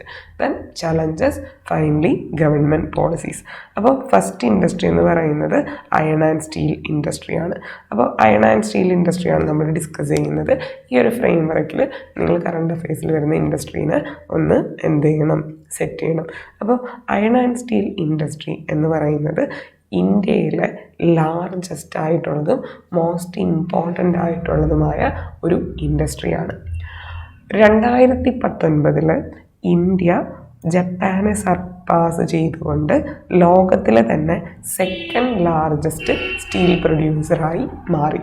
അപ്പോൾ നിങ്ങൾക്ക് മെയിൻസിന് ഒരു ക്വസ്റ്റ്യൻ കിട്ടിയാൽ, സ്റ്റീൽ ഇൻഡസ്ട്രീനെ കുറിച്ച് ഒരു ക്വസ്റ്റ്യൻ കിട്ടിയാൽ അതിൻ്റെ ഇൻട്രൊഡക്ഷനിൽ എഴുതാൻ പറ്റിയൊരു വാചകമാണിത്. ജാനുവരി 2019 ജപ്പാനെ സർപ്പാസ് ചെയ്തുകൊണ്ട് ഇന്ത്യ സ്റ്റീൽ പ്രൊഡക്ഷനിൽ രണ്ടാമതായി. അതുതന്നെയാണ് ആ ഒരു ഇൻഡസ്ട്രിയുടെ പ്രത്യേകത. ഇനി main steel producers in India, ഇന്ത്യയിലെ മെയിൻ സ്റ്റീൽ പ്രൊഡ്യൂസേഴ്സാണ് SAIL, steel authority of India limited, TISCO, Tata iron and steel industry, RINL. ഇത്രയുമാണ് ഇന്ത്യയിലെ പ്രധാനപ്പെട്ട സ്റ്റീൽ പ്രൊഡ്യൂസേഴ്സ് എന്ന് പറയുന്നത്. ഇനി സ്റ്റീൽ ഡിസ്ട്രിബ്യൂഷൻ, സ്റ്റീൽ ഇൻഡസ്ട്രീസ് ഇന്ത്യയിൽ എവിടെയാണ് ഡിസ്ട്രിബ്യൂട്ട് ചെയ്യപ്പെട്ടിരിക്കുന്നത്? ഏറ്റവും കൂടുതൽ സ്റ്റീൽ ഇൻഡസ്ട്രീസ് ഇന്ത്യയിൽ ലൊക്കേറ്റ് ചെയ്തിരിക്കുന്നത് ഛോട്ടാ നാഗ്പൂർ പ്ലേറ്റ്യൂ റീജിയനിലാണ്. എസ്പെഷ്യലി നമ്മുടെ വെസ്റ്റ് ബംഗാൾ, ജാർഖണ്ഡ്, ഒഡീഷ, ഛത്തീസ്ഗഡ് സ്റ്റേറ്റുകൾ. ഇന്ത്യയിൽ ഏറ്റവും കൂടുതൽ സ്റ്റീൽ ഇൻഡസ്ട്രീസ് കാണുന്നത് ഛോട്ടാ നാഗ്പൂർ റീജിയനിലാണ്. വെസ്റ്റ് ബംഗാൾ, ജാർഖണ്ഡ്, ഒഡീഷ, ഛത്തീസ്ഗഡ് റീജിയൻസിലാണ്. അപ്പോൾ നിങ്ങൾക്ക് ഇവിടെ കാണാം, സ്റ്റീൽ പ്രൊഡക്ഷൻ നോക്കിക്കഴിഞ്ഞാൽ ഇന്ത്യയിൽ ഏറ്റവും കൂടുതൽ സ്റ്റീൽ പ്രൊഡ്യൂസ് ചെയ്യുന്ന സ്റ്റേറ്റ് ഒഡീഷയാണ്. ഒഡീഷ കഴിഞ്ഞ് കഴിഞ്ഞാൽ ജാർഖണ്ഡാണ്. ജാർഖണ്ഡ് കഴിഞ്ഞ് കഴിഞ്ഞാൽ ഛത്തീസ്ഗഡ്. അപ്പോൾ ആ ഒരു ഛോട്ടാ നാഗ്പൂർ റീജിയനിലാണ് ഏറ്റവും കൂടുതൽ സ്റ്റീൽ പ്രൊഡക്ഷൻ കോൺസെൻട്രേറ്റ് ചെയ്തേക്കുന്നത്. അപ്പോൾ എന്തൊക്കെ ഫാക്ടേഴ്സ് കൊണ്ടാണ് അവിടെ ഈ സ്റ്റീൽ പ്രൊഡക്ഷൻ കോൺസെൻട്രേറ്റ് ചെയ്യപ്പെടുന്നത്? First thing, due to the availability of raw materials available ആകുന്നത് കൊണ്ട്. അപ്പോൾ നമുക്ക് പറയാൻ പറ്റിയ ഒരു കാര്യമാണ്, നമ്മുടെ സ്റ്റീൽ ഇൻഡസ്ട്രിയിൽ ഉപയോഗിക്കപ്പെടുന്ന റോ മെറ്റീരിയൽസ്. ഇവിടെ മെയിനായിട്ട് ഉപയോഗിക്കപ്പെടുന്ന റോ മെറ്റീരിയൽ കോള്, അയൺ ഓറ്, ലൈം സ്റ്റോൺ, വാട്ടർ പോലെയുള്ള സംഭവങ്ങളാണ്. ഈ സ്റ്റീൽ ഇൻഡസ്ട്രിയിൽ നമ്മൾ ഉപയോഗിക്കുന്ന റോ മെറ്റീരിയൽ എല്ലാം തന്നെ വെയ്റ്റ് ലൂസിങ് ആണ്. വെയ്റ്റ് ലൂസിങ് മെറ്റീരിയൽസ് എന്ന് പറഞ്ഞാൽ, ഇപ്പോൾ നമ്മൾ 100 യൂണിറ്റ് അയൺ ഓറും കോളും ഉപയോഗിച്ച് കഴിഞ്ഞാൽ ചിലപ്പോൾ ഔട്ട്പുട്ട് വരുമ്പോൾ 60 യൂണിറ്റ് ഉണ്ടാവുള്ളൂ, ബാക്കി 40 യൂണിറ്റ് ഇംപ്യൂരിറ്റീസ് ആയിട്ട് നഷ്ടപ്പെടും. അപ്പോൾ ശരിക്കും പറഞ്ഞാൽ സ്റ്റീൽ ഇൻഡസ്ട്രി എന്ന് പറയുന്നത് ഒരു വെയ്റ്റ് ലൂസിങ് ഇൻഡസ്ട്രിയാണ്. അതിലുപയോഗിക്കുന്ന കംപ്ലീറ്റ് റിസോഴ്സസും പ്രോഡക്റ്റായിട്ട് മാറുന്നില്ല. അവിടെ ഒരുപാട് വെയ്റ്റ് ലൂസ് ചെയ്തതിന് ശേഷമാണ് ഫൈനൽ ഔട്ട്പുട്ട് പുറത്തോട്ട് വരുന്നത്. അങ്ങനെയുള്ള ഇൻഡസ്ട്രീസ് മിക്കവാറും കോൺസെൻട്രേറ്റ് ചെയ്യുക എവിടെയാണോ ആ ഒരു മെറ്റീരിയൽ കിട്ടുന്നത്, എവിടെയാണോ അതിൻ്റെ റോ മെറ്റീരിയൽസ് അവൈലബിൾ ആവുക, അവിടെയായിരിക്കും ആ ഒരു ഇൻഡസ്ട്രി കോൺസെൻട്രേറ്റ് ചെയ്യുക. അതിന് കാരണം അത് വെയ്റ്റ് ലൂസ് ചെയ്യുന്നു എന്നുള്ളത് കൊണ്ടാണ്. നമ്മൾ ഇന്ത്യയിൽ ഒരു സാധനം ഉപയോഗിക്കുമ്പോൾ, ഒരു പ്രോഡക്റ്റ് ഉപയോഗിക്കുമ്പോൾ അതിൻ്റെ 17% നമ്മൾ അടയ്ക്കുന്നത് ലോജിസ്റ്റിക് കോസ്റ്റിന് വേണ്ടിയിട്ടാണ്. അപ്പോൾ ആ ലോജിസ്റ്റിക് കോസ്റ്റ് കുറയ്ക്കാനാണ് ആ റോ മെറ്റീരിയൽ അവൈലബിൾ ആവുന്ന സ്ഥലത്ത് നമ്മൾ weight losing industries set set ചെയ്യുന്നത്. രണ്ടാമത്തെ കാര്യം availability of power. Iron and steel industry എന്ന് പറയുന്നത് കംപ്ലീറ്റ്ലി പവറിനടിയിൽ, ഇലക്ട്രിസിറ്റിക്ക് അടിയിൽ നടക്കുന്ന പ്രോസസ്സാണ്. അപ്പോൾ 24 hours പവർ സപ്ലൈ ആവശ്യമാണ്. Third, availability of water. ഒരു വാട്ടർ ഇൻറ്റൻസീവ് ആയിട്ടുള്ള ഇൻഡസ്ട്രിയാണ് സ്റ്റീൽ ഇൻഡസ്ട്രി എന്ന് പറയുന്നത്. അവിടെ നമുക്ക് സ്റ്റീലിലെ ഇമ്പ്യൂരിറ്റീസ് റിമൂവ് ചെയ്യുന്നതിനും സ്റ്റീൽ പ്രൊഡ്യൂസ് ചെയ്യുന്നതിനും ഒരുപാട് വാട്ടർ ആവശ്യമാണ്. അപ്പോൾ ഭൂരിഭാഗം വരുന്ന സ്റ്റീൽ ഇൻഡസ്ട്രീസും സെറ്റ് ചെയ്തിരിക്കുന്നത് റിവർ ബാങ്ക്സിലാണ്. അപ്പോൾ ഒരു റിവറിൻ്റെ അവൈലബിലിറ്റി അവിടെ അത്യാവശ്യമാണ്. Then market. പ്രോഡക്റ്റ് ഉണ്ടാക്കിയാൽ മാത്രം പോരാ, അതിന് മാർക്കറ്റ് അവൈലബിൾ ആയിരിക്കണം. ഇന്ത്യയെ സംബന്ധിച്ച് നോക്കിയാൽ ഇന്ത്യ ഒരു ഡെവലപ്പിംഗ് നേഷനാണ്. ഡെവലപ്പിംഗ് നേഷൻ എന്ന് പറഞ്ഞാൽ അതിപ്പോൾ ഡെവലപ്പ് ചെയ്തിരിക്കുന്നത് കൊണ്ട് തന്നെ ഇവിടെ ഒരുപാട് ഇൻഫ്രാസ്ട്രക്ചേഴ്സും കാര്യങ്ങളൊക്കെ പണി കഴിപ്പിക്കാൻ ചാൻസ് ഉണ്ട്. അപ്പോൾ അയൺ ആൻഡ് സ്റ്റീൽ, ആ സ്റ്റീൽ കൺസ്യൂം ചെയ്യപ്പെടുന്നത് മെയിൻലി കൺസ്ട്രക്ഷൻ സെക്ടേഴ്സിലാണ്.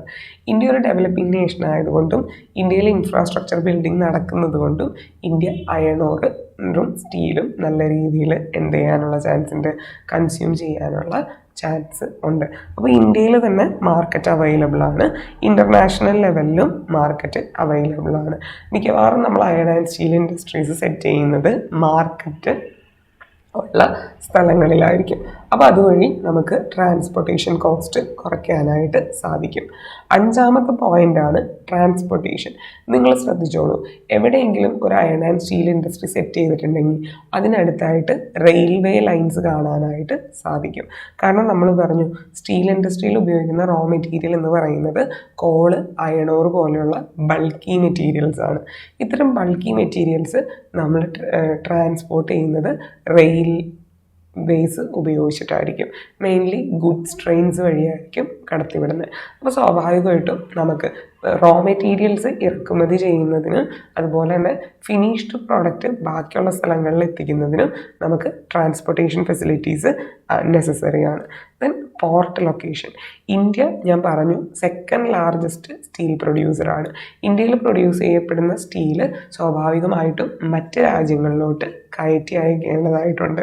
അതിന് പോർട്ട്സ് അവൈലബിൾ ആവണം. അപ്പോൾ ഇന്നത്തെ കാലത്ത് പണ്ട് റോ മെറ്റീരിയൽ നോക്കിയാണ് നമ്മൾ iron and steel industry set ചെയ്തിരുന്നതെങ്കിൽ ഇന്ന് നമ്മൾ മെയിനായിട്ട് നോക്കുന്നത് പോർട്ട് ലൊക്കേഷനാണ്. കാരണം നമുക്ക് ഏറ്റവും കൂടുതൽ റെമ്യൂണറേഷൻ കിട്ടുന്നത് എക്സ്പോർട്ട് വഴിയാണ്. അപ്പോൾ പോർട്ട് അടുത്താണെങ്കിൽ നമുക്കത് എന്ത് ചെയ്യാനായിട്ട് സാധിക്കും, എക്സ്പോർട്ട് ചെയ്യാനായിട്ട് സാധിക്കും. മറ്റൊരു ഇമ്പോർട്ടൻസും കൂടെയുണ്ട്. നമ്മൾ അയൺ ആൻഡ് സ്റ്റീൽ ഇൻഡസ്ട്രിയിൽ മിക്കവാറും യൂസ് ചെയ്യുന്ന കോൾ എന്ന് പറയുന്നത് കോക്കിംഗ് കോളാണ്. എന്ത് കോളാണ് നമ്മൾ യൂസ് ചെയ്യുന്നത്? കോക്കിംഗ് കോളാണ് യൂസ് ചെയ്യുന്നത്. ഇന്ത്യയിൽ കോക്കിംഗ് കോള് അവൈലബിൾ അല്ല. ഇന്ത്യയിൽ കോക്കിംഗ് കോള് മെയിനായിട്ട് മറ്റ് രാജ്യങ്ങളിൽ നിന്ന് ഇമ്പോർട്ട് ചെയ്യുകയാണ് ചെയ്യുന്നത്. അത് നമ്മൾ മെയിൻലി ഇമ്പോർട്ട് ചെയ്യുന്നത് പോർട്ട്സ് വഴിയാണ്. അപ്പോൾ അതുകൊണ്ട് തന്നെ പോർട്ട് ആവശ്യമാണ്. അപ്പോൾ രണ്ട് പർപ്പസുകൾ കൊണ്ടാണ് പോർട്ട് ഇമ്പോർട്ടൻ്റ് ആവുന്നത്. ഒന്ന്, ഫിനിഷ്ഡ് പ്രോഡക്റ്റ് നമുക്ക് കയറ്റി വിടാനും, രണ്ട്, നമ്മൾ പറഞ്ഞു റോ മെറ്റീരിയലായ കോക്കിംഗ് കോള് ഇമ്പോർട്ട് ചെയ്യാനും നമുക്ക് ഇത് ആവശ്യമാണ്. അടുത്താണ് ലേബർ. ചീപ്പായിട്ടുള്ളതും സെമി സ്കിൽഡ് ആയിട്ടുള്ളതുമായ ലേബർ ആവശ്യമായ ഇൻഡസ്ട്രിയാണ് അയൺ ആൻഡ് സ്റ്റീൽ ഇൻഡസ്ട്രി എന്ന് പറയുന്നത്. അപ്പോൾ സ്വാഭാവികമായിട്ടും ലേബർ അവൈലബിലിറ്റി കൂടുതലായിരിക്കണം. ഒഡീഷ, ജാർഖണ്ഡ്, ഛത്തീസ്ഗഡ് റീജിയൻ്റെ പ്രത്യേകത ഒരുപാട് ട്രൈബൽ പോപ്പുലേഷനുള്ള സ്ഥലങ്ങളാണ്, അൺഎഡ്യൂക്കേറ്റഡ് ആയിട്ടുള്ള ആൾക്കാരുള്ള സ്ഥലങ്ങളാണ്. അപ്പോൾ ചീപ്പ് ലേബറും പ്ലെൻറ്റി ലേബറും അവൈലബിൾ ആയിരിക്കും. അപ്പോൾ ഇത്രയുമാണ് major factors that influences the formation of iron and steel industry. ഇനി ഇതിന് ഒരു ബെസ്റ്റ് എക്സാമ്പിളാണ് ടിസ്കോ. അപ്പോൾ നമുക്ക് ടിസ്കോനെ കുറിച്ച് നോക്കാം. ടിസ്കോ ആക്ച്വലി ഇതിനൊരു ബെസ്റ്റ് എക്സാമ്പിളാണ്. ടിസ്കോ എന്ന് പറഞ്ഞാൽ ടാറ്റ അയൺ ആൻഡ് സ്റ്റീൽ കമ്പനിയാണ്. ഇത് ജംഷഡ്പൂരിലാണ് സ്ഥിതി ചെയ്യുന്നത്.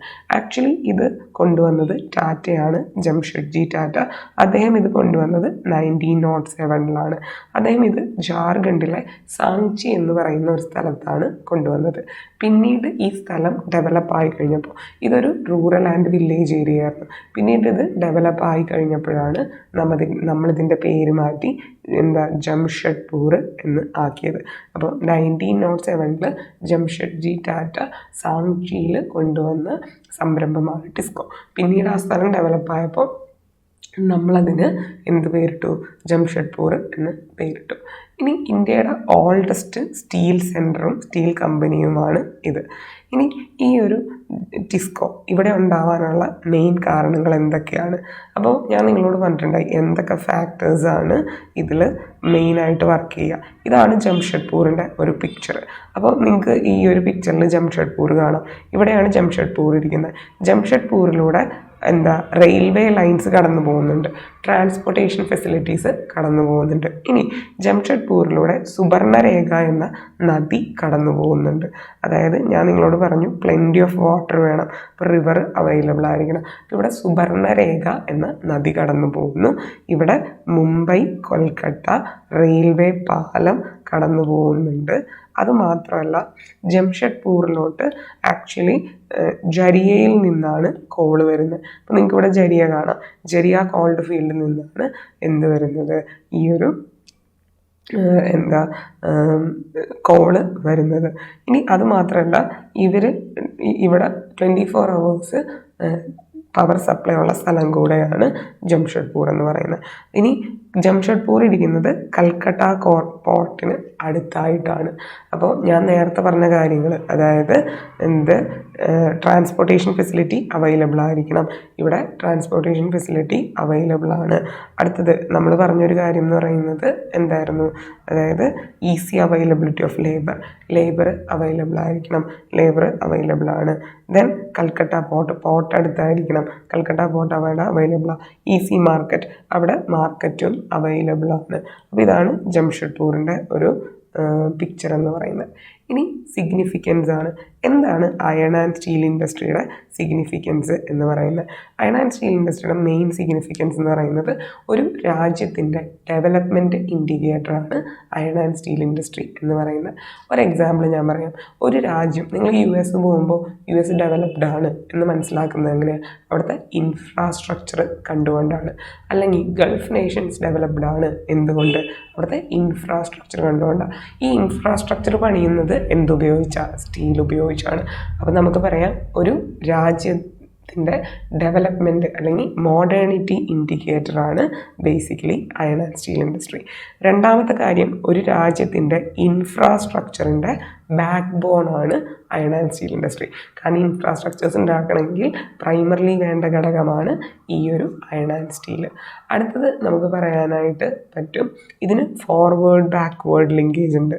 എന്താണ് ഫോർവേഡ് ബാക്ക്വേർഡ് ലിങ്കേജ് എന്ന്? അതായത് മൈനിങ്ങിൽ തുടങ്ങുന്ന ഈ ഒരു ഇൻഡസ്ട്രി ഫൈനൽ പ്രോഡക്റ്റ് ആയിട്ട് പുറത്തെത്തുമ്പോൾ, അയൺ ആൻഡ് സ്റ്റീലിൻ്റെ ഫൈനൽ പ്രോഡക്റ്റിൽ വരുന്ന ഒരു സാധനമാണ് ഓട്ടോമൊബൈൽസ്, അല്ലെ, നമ്മുടെ വാഹനങ്ങൾ.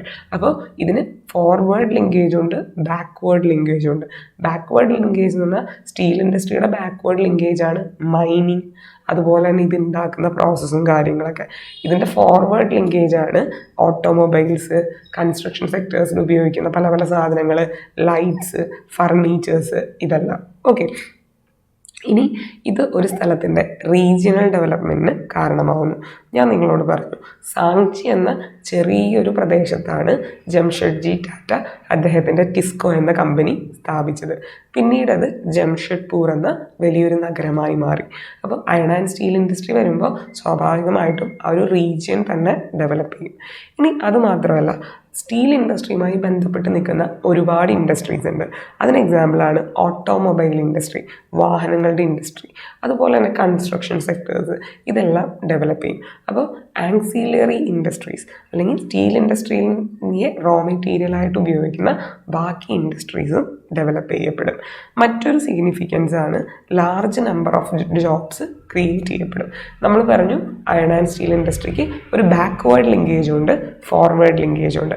അങ്ങനെയെങ്കിൽ ഈ ഒരു ചെയിനിൽ വരുന്ന എല്ലാവർക്കും ഇവിടെ പുതിയതായി എംപ്ലോയ്മെൻറ്റ് ഓപ്പർച്യൂണിറ്റീസ് ലഭിക്കുകയാണ് ചെയ്യുന്നത്. ഇനി നമുക്ക് നോക്കാനുള്ളത് challenges of this particular industry. എന്തൊക്കെയാണ് അയൺ ആൻഡ് സ്റ്റീൽ ഇൻഡസ്ട്രി നേരിടുന്ന പ്രശ്നങ്ങൾ? ഒന്നാമത്തെ പ്രശ്നം, ഇന്ത്യ ഒരു ഡെവലപ്പിംഗ് നേഷൻ ആയതുകൊണ്ട് തന്നെ ഇന്ത്യക്ക് പല കാര്യങ്ങൾക്കും ക്യാപിറ്റൽ അവൈലബിൾ അല്ല. രണ്ടാമത്തെ കാര്യം, ഇന്ത്യയിൽ പല വ്യവസായ സ്ഥാപനങ്ങളും ഇന്നും പ്രവർത്തിക്കുന്നത് ഓൾഡ് ടെക്നോളജി ഉപയോഗിച്ചിട്ടാണ്. ഇന്ത്യയിൽ ടെക്നോളജിക്കൽ അപ്ഗ്രഡേഷൻ കുറവാണ്. ലോ പ്രൊഡക്ടിവിറ്റി, ഇന്ത്യയിൽ ടെക്നോളജിക്കൽ അപ്ഗ്രഡേഷൻ കുറയുന്നത് കൊണ്ട് തന്നെ പ്രൊഡക്ടിവിറ്റി കുറവാണ്. ഇനി പൊട്ടൻഷ്യൽ നമ്മൾ കംപ്ലീറ്റ് ആയിട്ട് യൂസ് ചെയ്യാറില്ല. ഇനി അയൺ ആൻഡ് സ്റ്റീൽ ഇൻഡസ്ട്രിയുടെ ഒരു മെയിൻ റോ മെറ്റീരിയലാണ് കോക്കിംഗ് കോൾ. ഞാൻ നിങ്ങളോട് പറഞ്ഞു ഈ കോക്കിംഗ് കോൾ ഇന്ത്യയിൽ അവൈലബിൾ അല്ല. ഇത് വലിയൊരു ചലഞ്ചാണ് ഇന്ത്യയെ സംബന്ധിച്ച്. 2, ഇന്ത്യയിൽ പ്രൊഡ്യൂസ് ചെയ്യപ്പെടുന്ന സ്റ്റീല് ഇൻഫീരിയർ ക്വാളിറ്റിയാണ്. കാരണം ഇന്ത്യയിൽ കോൾ പ്രൊഡക്ഷൻ എന്നല്ല, ഒരു മേഖലയിലും ക്വാളിറ്റി ചെക്സ് പ്രോപ്പറായിട്ട് നടക്കുന്നില്ല. അടുത്തത് ജപ്പാൻ പോലുള്ള നേഷൻസിൽ നിന്ന് വരുന്ന ചീപ്പ് ഇമ്പോർട്ട്. ഇതൊക്കെയാണ് നമ്മുടെ അയൺ ആൻഡ് സ്റ്റീൽ ഇൻഡസ്ട്രി നേരിടുന്ന പ്രധാന പ്രശ്നങ്ങൾ. 1, ക്യാപിറ്റലിൻ്റെ ഇൻഅവൈലബിലിറ്റി. 2, ടെക്നോളജിക്കൽ അപ്ഗ്രേഡേഷൻ നടക്കാത്തത്. 3, ലോ പ്രൊഡക്ടിവിറ്റി. 4, പൊട്ടൻഷ്യൽ യൂട്ടിലൈസേഷൻ കുറവാണ്. അടുത്തത് ഷോർട്ടേജ് ഓഫ് മെറ്റലർജിക്കൽ കോൾ. ഇന്ത്യയിൽ കോക്കിംഗ് കോള് ലഭ്യമല്ല. ദെൻ ഇൻഫീരിയർ ക്വാളിറ്റി ഓഫ് പ്രോഡക്റ്റ്. ഇന്ത്യയിൽ ക്വാളിറ്റി മെയിൻ്റെനൻസിനുള്ള സിസ്റ്റം വളരെ പുറകിലാണ്. Then cheap import from other nations like Japan. അപ്പോൾ ഇതേ ചലഞ്ചസ് തന്നെ ബാക്കി ഇൻഡസ്ട്രിയിൽ നിങ്ങൾക്ക് പറയാവുന്നതാണ്. ഏതൊരു ഇൻഡസ്ട്രിയും ഇന്ത്യയിൽ അനുഭവിക്കുന്ന പ്രശ്നമാണ് lack of capital, lack of technology, lack of productivity, lack of potential utilisation, then cheap import. ഇപ്പോൾ റബ്ബറിൻ്റെ കേസിൽ നമ്മൾ പറഞ്ഞു ചീപ്പ് ഇമ്പോർട്ട് ഉണ്ട്, ജൂട്ടിൻ്റെ കേസിൽ ചീപ്പ് ഇമ്പോർട്ട് ഉണ്ട്. അപ്പോൾ ഇന്ത്യ നേരിടുന്ന ഒരു പ്രധാന പ്രശ്നങ്ങളാണ് ഇതെല്ലാം. ഇനി ഇന്ത്യയിൽ അയൺ ആൻഡ് സ്റ്റീൽ ഇൻഡസ്ട്രിയുടെ ലൊക്കേഷൻസിൽ എന്തെങ്കിലും ചേഞ്ചസ് വന്നിട്ടുണ്ട്.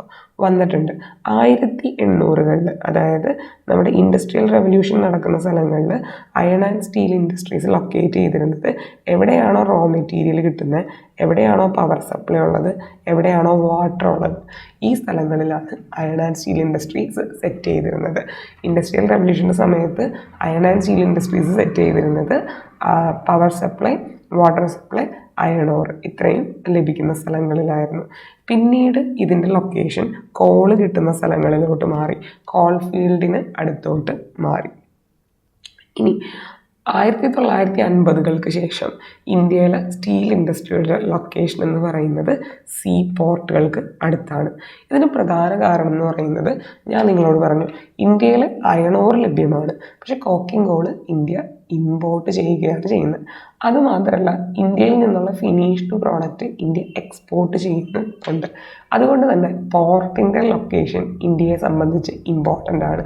റോ മെറ്റീരിയൽസ് ഇമ്പോർട്ട് ചെയ്യുന്നതിനും അതുപോലെ തന്നെ ഫിനിഷ്ഡ് പ്രോഡക്ട്സ് എക്സ്പോർട്ട് ചെയ്യുന്നതിനും ഇന്ത്യ പോർട്ടുകളെയാണ് ആശ്രയിക്കുന്നത്. അതുമാത്രമല്ല ഇന്ത്യയിൽ നമ്മുടെ റെയിൽവേ നെറ്റ്വർക്ക്സ് നല്ല രീതിയിൽ ഡെവലപ്പ് ചെയ്ത് കഴിഞ്ഞു. ഇത് അയൺ ഓർസ് പോർട്ട് ലൊക്കേഷൻസിലോട്ട് എത്തിക്കുന്നതിന് സഹായകരമാവുകയും ചെയ്യുന്നുണ്ട്. അപ്പോൾ ഈ ലൊക്കേഷൻ ചേഞ്ച് ഒന്ന് ഓർത്തിരിക്കുക. അതായത് മുൻപൊക്കെ ഞാൻ പറഞ്ഞു വെസ്റ്റ് ബംഗാൾ, ജാർഖണ്ഡ്, ഒഡീഷ, ഛത്തീസ്ഗഡിലൊക്കെയാണ് ഇൻഡസ്ട്രി ഇരുന്നത്. എന്നാൽ ഇപ്പോൾ വിശാഖപട്ടണം, അതുപോലെ തന്നെ സേലം, കർണാടകയിലെ ഭദ്രാവതി, ഇവിടേക്കൊക്കെ സ്റ്റീൽ പ്ലാന്റ്സ് എന്ത് ചെയ്യുന്നുണ്ട്, ഷിഫ്റ്റ് ചെയ്യപ്പെട്ടിട്ടുണ്ട്. അപ്പോൾ അതിന് എക്സാമ്പിളാണ് Bhadravati in Karnataka, Visakhapatnam in Andhra Pradesh, Salem in Tamil Nadu. ഇതെല്ലാം പോർട്ട് ലൊക്കേഷൻ അടുത്താണ് ഇവിടേക്ക് നമ്മുടെ iron and steel industries shift ചെയ്യപ്പെട്ടിട്ടുണ്ട് എന്നൊന്ന് ഓർക്കുക. ഇനി ഗവൺമെൻറ് സ്റ്റീൽ സെക്ടറിനെ റിവൈവ് ചെയ്യാനായിട്ട് അല്ലെങ്കിൽ എലവേറ്റ് ചെയ്യാനായിട്ട് കൊണ്ടുവന്ന ഗവൺമെൻറ് പ്രോഗ്രാംസ്, അതിൽ വരുന്നതാണ് നാഷണൽ സ്റ്റീൽ പോളിസി. ഇന്ത്യക്ക് സ്വന്തമായിട്ട് ഒരു നാഷണൽ സ്റ്റീൽ പോളിസി ഉണ്ട്. 2017 കൊണ്ടുവന്നതാണ് ഇന്ത്യയിലെ സ്റ്റീൽ ഇൻഡസ്ട്രീസിനെ ബൂസ്റ്റ് ചെയ്യാൻ വേണ്ടി. ദെൻ ഇന്ത്യയിൽ പ്രൊഡക്ഷൻ ലിങ്ക്ഡ് ഇൻസെൻറ്റീവ് സ്കീമുണ്ട്. അതായത് നല്ല രീതിയിൽ പ്രൊഡ്യൂസ് ചെയ്യുന്ന ആൾക്കാർക്ക് ഇൻസെൻറ്റീവ്സ് കൊടുത്ത് ഇന്ത്യയിലെ iron and steel production increase ചെയ്യുക. Then India Russia MOU sign ചെയ്തിട്ടുണ്ട്. വേറെ ഒന്നിനും വേണ്ടിയിട്ടല്ല, ഞാൻ പറഞ്ഞു ഇന്ത്യ ടെക്നോളജിക്കലി ലാക്ക് ചെയ്യുന്നുണ്ട്. അപ്പോൾ ഇന്ത്യക്ക് ടെക്നോളജിക്കൽ അപ്ഗ്രഡേഷന് വേണ്ടിയിട്ട് ഇന്ത്യ റഷ്യ MOU സൈൻ ചെയ്തിട്ടുണ്ട്. ദെൻ മിഷൻ പൂർവോദയ എന്ന് പറഞ്ഞു കഴിഞ്ഞാൽ ഈസ്റ്റേൺ സ്റ്റേറ്റ്സിൻ്റെ ഡെവലപ്മെൻറ്റിന് വേണ്ടി കൊണ്ടുവന്ന ഒരു പ്രോഗ്രാമാണ്. പൂർവം മീൻസ് കിഴക്ക്. അപ്പോൾ കിഴക്കുള്ള സ്റ്റേറ്റ്സ്, ഈസ്റ്റിലുള്ള സ്റ്റേറ്റ്സിനെ ഡെവലപ്പ് ചെയ്യാൻ വേണ്ടി കൊണ്ടുവന്ന പ്രോഗ്രാമാണ്. ഇതിൻ്റെ ഒരു ഭാഗമാണ് development of iron and steel industry. Okay, അപ്പോൾ പിന്നെ നെക്സ്റ്റ് പ്രോഗ്രാമാണ് ഇന്ത്യ ജപ്പാൻ സ്റ്റീൽ ഡയലോഗ്. ഞാൻ പറഞ്ഞു ഈ ജപ്പാൻ എന്ന് പറയുന്ന രാജ്യം ടെക്നോളജിക്കലി വളരെ അപ്ഡേറ്റഡ് ആയിട്ടുള്ള രാജ്യമാണ്. അപ്പോൾ ഇന്ത്യ ജപ്പാൻ സ്റ്റീൽ ഡയലോഗ് വഴി ഇന്ത്യയിൽ പുതിയ ടെക്നോളജീസ് ഇൻട്രൊഡ്യൂസ് ചെയ്യുക, ഇന്ത്യയുടെ പ്രൊഡക്ടിവിറ്റി ഇൻക്രീസ് ചെയ്യുക, പൊട്ടൻഷ്യൽ മാക്സിമം യൂട്ടിലൈസ് ചെയ്യുക. ഇനി മറ്റ് രാജ്യങ്ങളിൽ നിന്നുള്ള ചീപ്പ് ഇമ്പോർട്ട് കുറയ്ക്കാനായിട്ട് ഇന്ത്യ മറ്റ് രാജ്യങ്ങളിൽ നിന്ന് വരുന്ന സ്റ്റീലിൽ ആൻറ്റി ഡംപിങ് ഡ്യൂട്ടീസ് ഏർപ്പെടുത്തുന്നും ഉണ്ട്. അപ്പോൾ ഇത്രയുമാണ് നമ്മുടെ ഗവൺമെൻറ് ഇനീഷ്യേറ്റീവ്സ്. ഒന്ന്, ഇന്ത്യക്ക് സ്വന്തമായ ഒരു പോളിസി തന്നെയുണ്ട്, നാഷണൽ സ്റ്റീൽ പോളിസി ഓഫ് 2017. ഇന്ത്യയിൽ production linked incentive സ്കീമുണ്ട്.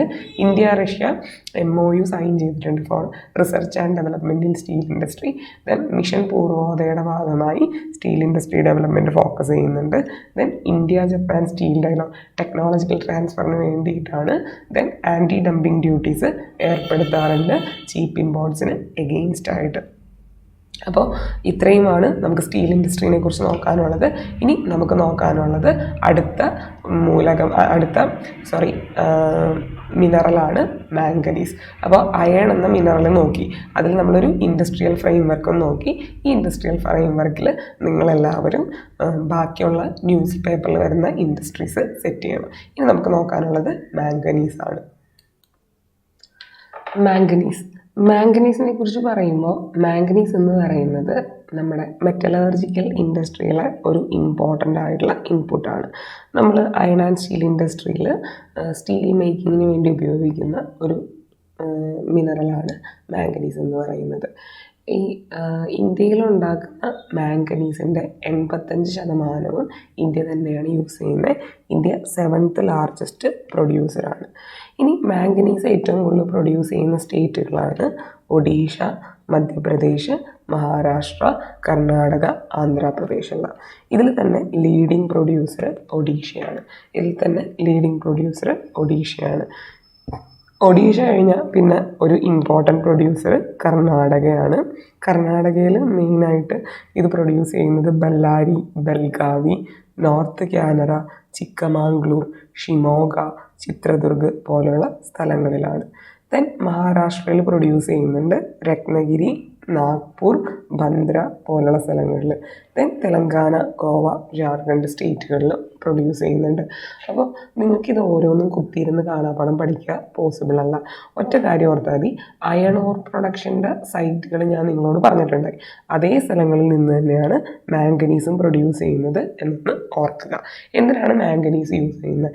Manganese steel ഇൻഡസ്ട്രിയിൽ ഒരു അലോയ് പോലെ ഉണ്ടാക്കാനാണ് യൂസ് ചെയ്യുന്നത്. അടുത്തതാണ് ക്രോമൈറ്റിൽ ആക്ച്വലി ക്രോമിയവും ഇൻക്ലൂഡ് ചെയ്യുന്നുണ്ട്, അയേണും ഇൻക്ലൂഡ് ചെയ്യുന്നുണ്ട്, ഓക്സിജനും ഉണ്ട്. ക്രോമിയം എന്ന് പറയുന്നത് ക്രോമൈറ്റ് എന്ന് പറയുന്നത് അയൺ, ക്രോമിയം, ഓക്സിജൻ്റെ ഒരു കോമ്പിനേഷനാണ്.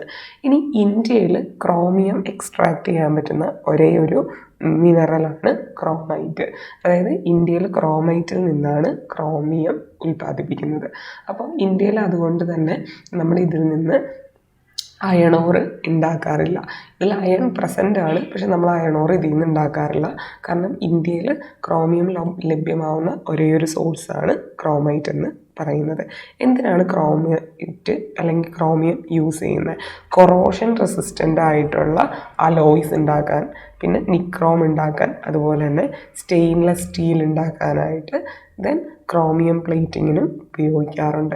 മെയിനായിട്ട് ക്രോമൈറ്റ് നമ്മൾ ഉപയോഗിക്കുന്നത് ക്രോം പ്ലേറ്റിങ്ങിന്, കൊറോഷൻ റെസിസ്റ്റൻ്റ് ആയിട്ടുള്ള അലോയ്സ് ഉണ്ടാക്കാൻ, നിക്രോം ഉണ്ടാക്കാൻ, സ്റ്റെയിൻലെസ് സ്റ്റീൽ ഉണ്ടാക്കാനായിട്ട്. മെയിനായിട്ട് നമ്മളിത് ഉപയോഗിക്കുക മെറ്റലർജിക്കൽ ഇൻഡസ്ട്രീസിലും റിഫ്രാക്ടറീസിലും കെമിക്കൽ ഇൻഡസ്ട്രീസിലും ആണ്. ഇനി 93% ക്രോമിയം ഡെപ്പോസിറ്റും കാണുന്നത് ഒഡീഷയിലാണ്. 93% ക്രോമിയം റിസർവ്സും കാണുന്നത് എവിടെയാണ്? ഒഡീഷയിലാണ്. ഒഡീഷയിൽ ലഭ്യമായിട്ടുള്ള ഈ ഒരു ക്രോമൈറ്റ് എന്ന് പറയുന്നത് ഹൈ ഗ്രേഡ് ക്രോമൈറ്റ് ആണ്. ഇനി ക്രോമൈറ്റിൻ്റെ ഡെപ്പോസിഷൻ കാണുന്ന ബാക്കിയുള്ള സ്റ്റേറ്റ്സ് ആണ് മണിപ്പൂർ, നാഗാലാൻഡ്, കർണാടക, ജാർഖണ്ഡ്, മഹാരാഷ്ട്ര, തമിഴ്നാട്, ആന്ധ്രാപ്രദേശ് എല്ലാം. ഇതൊരിക്കലും ഇങ്ങനെ UPSC ചോദിക്കില്ല. നിങ്ങളിങ്ങനെ ഓരോ സ്റ്റേറ്റ്സ് ഒന്നും കാണാപ്പാഠം പഠിക്കേണ്ട, ജസ്റ്റ് ഇങ്ങനെ ഓർത്താൽ മതി. ക്രോമൈറ്റ് 2 മൂലകങ്ങളാണ് അതിന് മെയിനായിട്ടുള്ള, അയണും ക്രോമിയം. പക്ഷെ അയൺ നമ്മൾ അതിൽ നിന്ന് ഉത്പാദിപ്പിക്കാറില്ല. കാരണം ഇന്ത്യയിൽ ക്രോമിയം ലഭ്യമാവുന്ന ഏക സംഭവമാണ് ക്രോമൈറ്റ് എന്ന് പറയുന്നത്. അപ്പം നമ്മളത് ക്രോമിയമാണ് എടുക്കുക. എന്തിനാണ് ക്രോമിയം യൂസ് ചെയ്യുന്നത്? നമ്മൾ പറഞ്ഞു പ്ലേറ്റിങ്ങിന്, ഇലക്ട്രോ പ്ലേറ്റിങ്ങിന്, അതുപോലെ തന്നെ കൊറോഷൻ റെസിസ്റ്റൻ്റ് ആയിട്ട് അലോയ്സ് ഉണ്ടാക്കാൻ, സ്റ്റെയിൻലെസ് സ്റ്റീലൊക്കെ ഉണ്ടാക്കാനായിട്ട് മെയിൻലി മെറ്റലർജിക്കൽ ഇൻഡസ്ട്രീസിലും റിഫ്രാക്ടറീസിലും കെമിക്കൽ ഇൻഡസ്ട്രീസിലൊക്കെയാണ് യൂസ് ചെയ്യുക. 93% ക്രോമൈറ്റും വരുന്നത് ഒഡീഷയിൽ നിന്നാണ്. അത് തന്നെ ഹൈ ഗ്രേഡാണ്. ഓക്കെ, ബാക്കി സ്റ്റേറ്റ്സ് പഠിച്ചില്ലെങ്കിലും കുഴപ്പമില്ല. അടുത്ത വളരെ ഇമ്പോർട്ടൻ്റ് ആയിട്ടുള്ള ഒരു ഓറാണ് ബോക്സൈറ്റ്. ബോക്സൈറ്റ് ഒരു നോൺ ഫെറസ് മെറ്റാലിക് മിനറലാണ്. ഇത് പരീക്ഷയ്ക്ക് ചോദിക്കും. അത് നോക്കിയത് നോൺ ഫെറസ് ആണ്. ഇതിൽ നിന്നാണ് നമ്മൾ അലൂമിനിയം പ്രൊഡ്യൂസ് ചെയ്യുന്നത്. ഇത് കാണുന്നത് ടെർഷ്യറി ഡെപ്പോസിറ്റ്സിലാണ്. അപ്പോൾ അതൊന്ന് ഓർത്തിരിക്കുക. എന്താണ് ടെർഷ്യറി ഡെപ്പോസിറ്റ്സ് എന്ന് പറയുന്നത്? ഹിമാലയൻ അപ്ലിഫ്റ്റ്മെൻറ്റ് നടന്ന പീരീഡിനെയാണ് ടെർഷ്യറി പീരീഡ് എന്ന് പറയുന്നത്. ഈ സമയത്തുണ്ടായ മൂലകങ്ങളെയാണ് ടെർഷ്യറി ഡെപ്പോസിറ്റ്സ് എന്ന് നമ്മൾ പറയുക. അപ്പോൾ ബോക്സൈറ്റ് ഒരു ടെർഷ്യറി ഡെപ്പോസിറ്റാണ്. ഇത് മെയിൻലി കാണുന്നത് ലാറ്ററൈറ്റ് റോക്സിൻ്റെ ഒപ്പമാണ്. അപ്പോൾ ഈ പോയിന്റ് ഇമ്പോർട്ടൻ്റ് ആണ്. ബോക്സൈറ്റ് ഒരു നോൺ ഫെറസ് മെറ്റാലിക് മിനറലാണ്. അത് ടെർഷ്യറി ഡെപ്പോസിറ്റ് ആയിട്ടാണ് കാണുന്നത്. ലാറ്ററൈറ്റ് റോക്സിൻ്റെ കൂടെയാണ് മെയിൻലി കാണുന്നത്. ഓക്കെ, ഇനി നമുക്ക് പറയാൻ പറ്റിയൊരു കാര്യം എന്ന് പറയുന്നത് ബോക്സൈറ്റ് ആക്ച്വലി പെനിൻസുലാർ പ്ലേറ്റ്യൂ റീജിയനിലും അതുപോലെ തന്നെ കോസ്റ്റൽ റീജിയൻസിലുമാണ് ഏറ്റവും കൂടുതൽ കാണുന്നത്. ഇന്ത്യ ബോക്സൈറ്റിൻ്റെ പ്രൊഡക്ഷനിൽ സഫീഷ്യൻ്റ് ആണ്.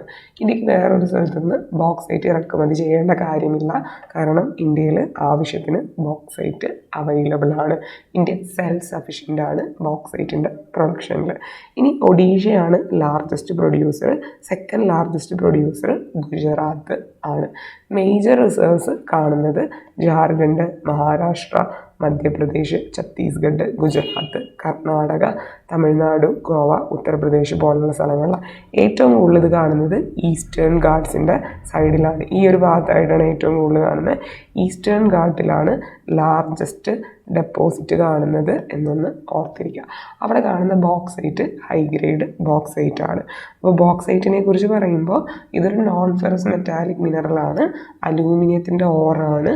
ഇത് ടെർഷ്യറി ഡെപ്പോസിറ്റ്സിലാണ് കാണുക. ലാറ്ററൈറ്റ് റോക്സിൻ്റെ ഒപ്പമാണ് കാണുക എന്നൊന്ന് ഓർത്തിരിക്കുക. ഇതിൻ്റെ പ്രൊഡക്ഷനിൽ ഇന്ത്യ സെൽഫ് സഫീഷ്യൻ്റ് ആണ്. ഒഡീഷയാണ് largest producer. Second largest producer ഗുജറാത്താണ്. ഈസ്റ്റേൺ ഗാട്ടിൻ്റെ ഈസ്റ്റേൺ സൈഡിലായിട്ടാണ് ഇത് മെയിൻലി കാണുന്നത്. ഹൈ ഗ്രേഡ് ബോക്സൈറ്റ് ആണ് ഇന്ത്യയിൽ പ്രൊഡ്യൂസ് ചെയ്യപ്പെടുന്നത്. അടുത്തതാണ് കോപ്പർ. കോപ്പർ ഏറ്റവും കൂടുതൽ ഉപയോഗിക്കപ്പെടുന്നത് ഇലക്ട്രിക്കൽ ഇൻഡസ്ട്രിയിലാണ്. മെയിനായിട്ട് വയറ്, ഇലക്ട്രിക്കൽ മോട്ടോർ, ട്രാൻസ്ഫോമേഴ്സ്, ജനറേറ്റേഴ്സൊക്കെ ഉണ്ടാക്കാനാണ് കോപ്പർ യൂസ് ചെയ്യുന്നത്. ഇനി കോപ്പറിൻ്റെ കേസിൽ ഇന്ത്യ സെൽഫ് സഫീഷ്യൻ്റ് അല്ല. ഇന്ത്യയിൽ ആവശ്യത്തിന് കോപ്പർ ഉണ്ടാവാറില്ല. ഇന്ത്യ മറ്റ് രാജ്യങ്ങളിൽ നിന്നാണ് കോപ്പർ ഇമ്പോർട്ട് ചെയ്യുന്നത്. Especially US, Canada, Zimbabwe, Japan പോലുള്ള രാജ്യങ്ങളിൽ നിന്നാണ് ഇന്ത്യ കോപ്പർ ഇമ്പോർട്ട് ചെയ്യുന്നത്. ഇനി മേജർ കോപ്പർ ഡെപ്പോസിറ്റ് ഉള്ള സ്ഥലങ്ങൾ എന്ന് പറയുന്നത് ജാർഖണ്ഡിലെ സിംഭും, മധ്യപ്രദേശിലെ ബാലാഘട്ട് റീജിയൻ ആൻഡ് രാജസ്ഥാനിലെ ആൾവർ റീജിയൻ ആണ്. അപ്പോൾ ഏറ്റവും കൂടുതൽ കോപ്പർ റിസർവ് കാണുന്ന സ്ഥലങ്ങളാണ് Singhbhum in Jharkhand, Balaghat in Madhya Pradesh, Alwar in Rajasthan. മധ്യപ്രദേശാണ് largest producer. Second largest producer രാജസ്ഥാനാണ്. ഈ കാണുന്ന സ്ഥലങ്ങൾ ജസ്റ്റ് ഒന്ന് വായിച്ചാൽ മതി, അത് പഠിക്കേണ്ട കാര്യമില്ല. അടുത്ത പ്രധാനപ്പെട്ട മൂലകമാണ്, മൂലകം അതിൻ്റെ വായിലിരുന്ന മൂലകമല്ല, അടുത്ത പ്രധാനപ്പെട്ട മിനറലാണ് മൈക്ക. മൈക്ക ഏറ്റവും കൂടുതൽ ഉപയോഗിക്കപ്പെടുന്നത് എവിടെ? കുറേ പേരുടെ തെറ്റിദ്ധാരണയാണ് ഫർണിച്ചർ സെക്ടറിലാണ് ഇത് ഉപയോഗിക്കുന്നത്. ഫർണിച്ചർ സെക്ടറിൽ ഉപയോഗിക്കുന്നുണ്ട്, പക്ഷെ മൈക്ക ഏറ്റവും കൂടുതൽ ഉപയോഗിക്കുന്നത് ഇലക്ട്രോണിക് ആൻഡ് ഇലക്ട്രിക്കൽ ഇൻഡസ്ട്രീസിലാണ്. നമ്മുടെ വീട്ടിലിരിക്കുന്ന സ്വിച്ച് ബോർഡുകൾ, AC ഇതെല്ലാം ഉണ്ടാക്കിയേക്കുന്നത് മൈക്ക കൊണ്ടാണ്. അപ്പം മൈക്ക മെയിനായിട്ട് ഉപയോഗിക്കപ്പെടുന്നത് ഇലക്ട്രിക്കൽ ആൻഡ് ഇലക്ട്രോണിക്കൽ ഇൻഡസ്ട്രീസിലാണ്. ഇനി ഫർണിച്ചർ മേഖലയിൽ മൈക്ക ഉപയോഗിക്കുന്നുണ്ട്. അപ്പോൾ മൈക്ക പലതരത്തിലാണ് ഉപയോഗിക്കപ്പെടുന്നത്. അതിൽ ഏറ്റവും കൂടുതൽ ഇന്ത്യയിൽ പ്രൊഡ്യൂസ് ചെയ്യുന്നത് ഷീറ്റ് മൈക്കയാണ്. ഷീറ്റ് മൈക്കയാണ് largest producer of sheet mica ഇന്ത്യയാണ് ലോകത്തിലെ ഏറ്റവും കൂടുതൽ ഷീറ്റ് മൈക്ക ഉൽപ്പാദിപ്പിക്കുന്നത്. ഈ ഷീറ്റ് മൈക്കയാണ് നമ്മൾ ഫർണിച്ചറിൻ്റെ മുകളിൽ ഒട്ടിക്കുന്നത്. ഇനി നമ്മുടെ മൈക്ക ഡെപ്പോസിറ്റ്സ് ഏറ്റവും കൂടുതൽ കാണുന്ന സ്ഥലങ്ങളാണ് ആന്ധ്ര, ജാർഖണ്ഡ്, ബീഹാർ, രാജസ്ഥാൻ പോലെയുള്ള സ്ഥലങ്ങൾ. ഇതിൽ ബീഹാറിലും ജാർഖണ്ഡിലൊക്കെ ഹൈ ക്വാളിറ്റി റൂബി മൈക്കയാണ് അവൈലബിൾ ആവുക. അപ്പം മൈക്കയിൽ തന്നെ ഹൈ ക്വാളിറ്റി മൈക്കയാണ് റൂബി മൈക്ക. അതൊന്ന് ഓർത്തിരിക്കുക. അടുത്തതാണ് ഗോൾഡ്. ഗോൾഡ് ഒരു പ്രഷ്യസ് മെറ്റലാണ്. നിങ്ങൾക്ക് എല്ലാവർക്കും അറിയാം, ഇന്ത്യയിൽ മെയിനായിട്ട് ഗോൾഡ് ഉപയോഗിക്കുന്നത് ഓർണമെൻറ്റ്സ് ഉണ്ടാക്കാനാണ്. ശരിക്കും ഓർണമെൻറ്റ്സിന് മേക്കിങ്ങിന് മാത്രമല്ല നമ്മൾ ഗോൾഡ് ഉപയോഗിക്കുക. ഗോൾഡ് ഒരു ഇൻ്റർനാഷണൽ കറൻസിയാണ്. നമ്മൾ എക്കണോമിക്സിൽ പഠിക്കുന്നുണ്ട് അല്ലേ, CRR SLR അതിൽ വയ്ക്കുന്ന സംഭവമാണ് ഗോൾഡ് എന്ന് പറയുന്നത്. അപ്പോൾ ഗോൾഡ് ഒരു ഇൻ്റർനാഷണൽ കറൻസിയാണ്. ഓർണമെൻറ്റ് മേക്കിങ്ങിനാണ് ഇത് ഉപയോഗിക്കുന്നത്. ഇന്ത്യയിൽ ഏറ്റവും കൂടുതൽ ഗോൾഡ് പ്രൊഡ്യൂസ് ചെയ്യുന്നത് കോലാർ ഗോൾഡ് ഫീൽഡിൽ നിന്ന്. നമുക്കറിയാം KGF അല്ലേ, ആ സിനിമ ഇറങ്ങിയപ്പോൾ എല്ലാവർക്കും മനസ്സിലായൊരു കാര്യം. അപ്പോൾ KGF, അതുപോലെ തന്നെ Hutti gold field in Karnataka. അപ്പോൾ കർണാടകയാണ് ഇന്ത്യയിൽ ഏറ്റവും കൂടുതൽ ഗോൾഡ് പ്രൊഡ്യൂസ് ചെയ്യുന്നത്. ഇന്ത്യയിൽ ഏറ്റവും കൂടുതൽ പ്രൊഡ്യൂസ് ചെയ്യുന്നത് കോലാർ ഗോൾഡ് ഫീൽഡാണ്. പിന്നെ Hutti gold field in Karnataka. ഇനി ആന്ധ്രാപ്രദേശിലൊരു ഗോൾഡ് ഫീൽഡ് ഉണ്ട്, അതിൻ്റെ പേരാണ് Ramagiri gold field in Andhra Pradesh. കർണാടകയാണ് ഇന്ത്യയിലെ ലാർജസ്റ്റ് ഗോൾഡ് പ്രൊഡ്യൂസർ എന്ന് പറയുന്നത്. ഓക്കെ, അപ്പോൾ ലോകത്തിലെ തന്നെ ആഴം കൂടിയ ഗോൾഡ് മൈൻസിൽ ഒന്നുകൂടെയാണ് നമ്മുടെ കർണാടകയിലെ കോലാർ ഗോൾഡ് ഫീൽഡ് എന്നൊന്ന് ഓർത്തിരിക്കുക. അടുത്തതാണ് ഡയമണ്ട്. നമുക്കറിയാം വേൾഡിലെ തന്നെ ഏറ്റവും ഹാർഡസ്റ്റ് ആയിട്ടുള്ള നാച്ചുറൽ മെറ്റീരിയലാണ് ഡയമണ്ട് എന്ന് പറയുന്നത്.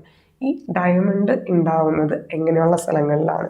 വോൾക്കാനിസം നടന്ന് ഡൈക്സ് സില്ലൊക്കെ ഉണ്ടാകുമ്പോൾ, അതായത് ഇൻട്രൂസീവ് വോൾക്കാനിക് ലാൻഡ് ഫോംസിനുള്ളിലാണ് ഏറ്റവും കൂടുതൽ ഡയമണ്ട്സ് കാണുന്നത്. അപ്പോൾ ഡയമണ്ട് നാച്ചുറലി ഒക്യൂർ ചെയ്യുന്ന ഹാർഡസ്റ്റ് മെറ്റീരിയലാണ്. സാധാരണഗതിയിൽ ഡയമണ്ട് കാണുന്നത് വോൾക്കാനിസം നടക്കുന്ന സ്ഥലങ്ങളിലാണ്. Especially intrusive volcanic land forms ഉള്ള സ്ഥലങ്ങളിലാണ് ഡയമണ്ട്സ് ഏറ്റവും കൂടുതൽ കാണുക. സാധാരണയായിട്ട് ഡയമണ്ട്സ് ഉപയോഗിക്കുന്നത് ഓർണമെൻറ്റ്സിലാണ്. ഇനി ഇന്ത്യയിൽ ഡയമണ്ട് പ്രൊഡ്യൂസ് ചെയ്യുന്ന സ്ഥലങ്ങളെന്ന് പറയുന്നത് മധ്യപ്രദേശിലെ പന്ന എന്ന് പറയുന്ന സ്ഥലം, അതുപോലെ തന്നെ കൃഷ്ണ ഗ്രാവൽസ് ഇൻ ആന്ധ്രാപ്രദേശ്, അതുപോലെ നമ്മൾ ഇന്ത്യയിൽ കർണാടകയിൽ റായ്ചൂർ ഗുൽബർഗ റീജിയൻസിൽ ഒരുപാട് റിസർവ് കണ്ടെത്തിയിട്ടുണ്ട്. അവിടെ നിന്ന് എടുക്കുന്നില്ല. ഇന്ത്യയിലെ ഏറ്റവും കൂടുതൽ റിസർവ് ഉണ്ടായിരുന്നത് തെലങ്കാന ആന്ധ്രാപ്രദേശ് റീജിയനാണ്. നിങ്ങൾക്കറിയാം ഗോൽക്കൊണ്ട മൈൻസ് അല്ലേ, ഗോൽക്കൊണ്ട മൈൻസ് അതായത് മിഡീവിയൽ പീരീഡിലൊക്കെ ഇന്ത്യയിലെ ഏറ്റവും കൂടുതൽ ഡയമണ്ട് എടുത്തിരുന്ന സ്ഥലമാണ് ഗോൽക്കൊണ്ട മൈൻസ് എന്ന് പറയുന്നത്. അപ്പോൾ ആ ഗോൽക്കൊണ്ട മൈൻസ് ആണ് മെയിനായിട്ട് ഈ ഒരു സാധനം വരുന്നത്. പക്ഷേ ഇപ്പോൾ അവരൊക്കെ എടുത്തുകൊണ്ട് പോയിട്ട് അവിടെ കുറഞ്ഞു. ഇപ്പോൾ ഡയമണ്ട് ഉള്ള സ്ഥലമാണ് പന്ന മധ്യപ്രദേശിലെ, അതുപോലെ ആന്ധ്രാപ്രദേശിലെ കൃഷ്ണ ഗ്രാവൽസ്. പിന്നെ ഒരുപാട് റിസർവ് കണ്ടെത്തിയിട്ടുണ്ട്, പക്ഷെ നമ്മൾ എക്സ്ട്രാക്ട് ചെയ്ത് തുടങ്ങിയിട്ടില്ല കർണാടക റീജിയൻസിൽ. കാരണം കർണാടകയിൽ നമുക്കറിയാം ഒരുപാട് ഇൻട്രൂസീവ് വോൾക്കാനിക് ലാൻഡ് ഫോംസ് വരുന്നുണ്ട്. ഡെക്കാൻ പ്ലേറ്റ്യൂ റീജിയനിൽ വോൾക്കാനിസം നടന്നിട്ടുണ്ട്. അപ്പോൾ അവിടെ ഒരുപാട് റിസർവ് ഉണ്ടാവാനുള്ള ചാൻസ് ഉണ്ട്. ഇന്ത്യ ഡയമണ്ട് പ്രൊഡക്ഷൻ്റെ കാര്യത്തിൽ പുറകിലാണ്.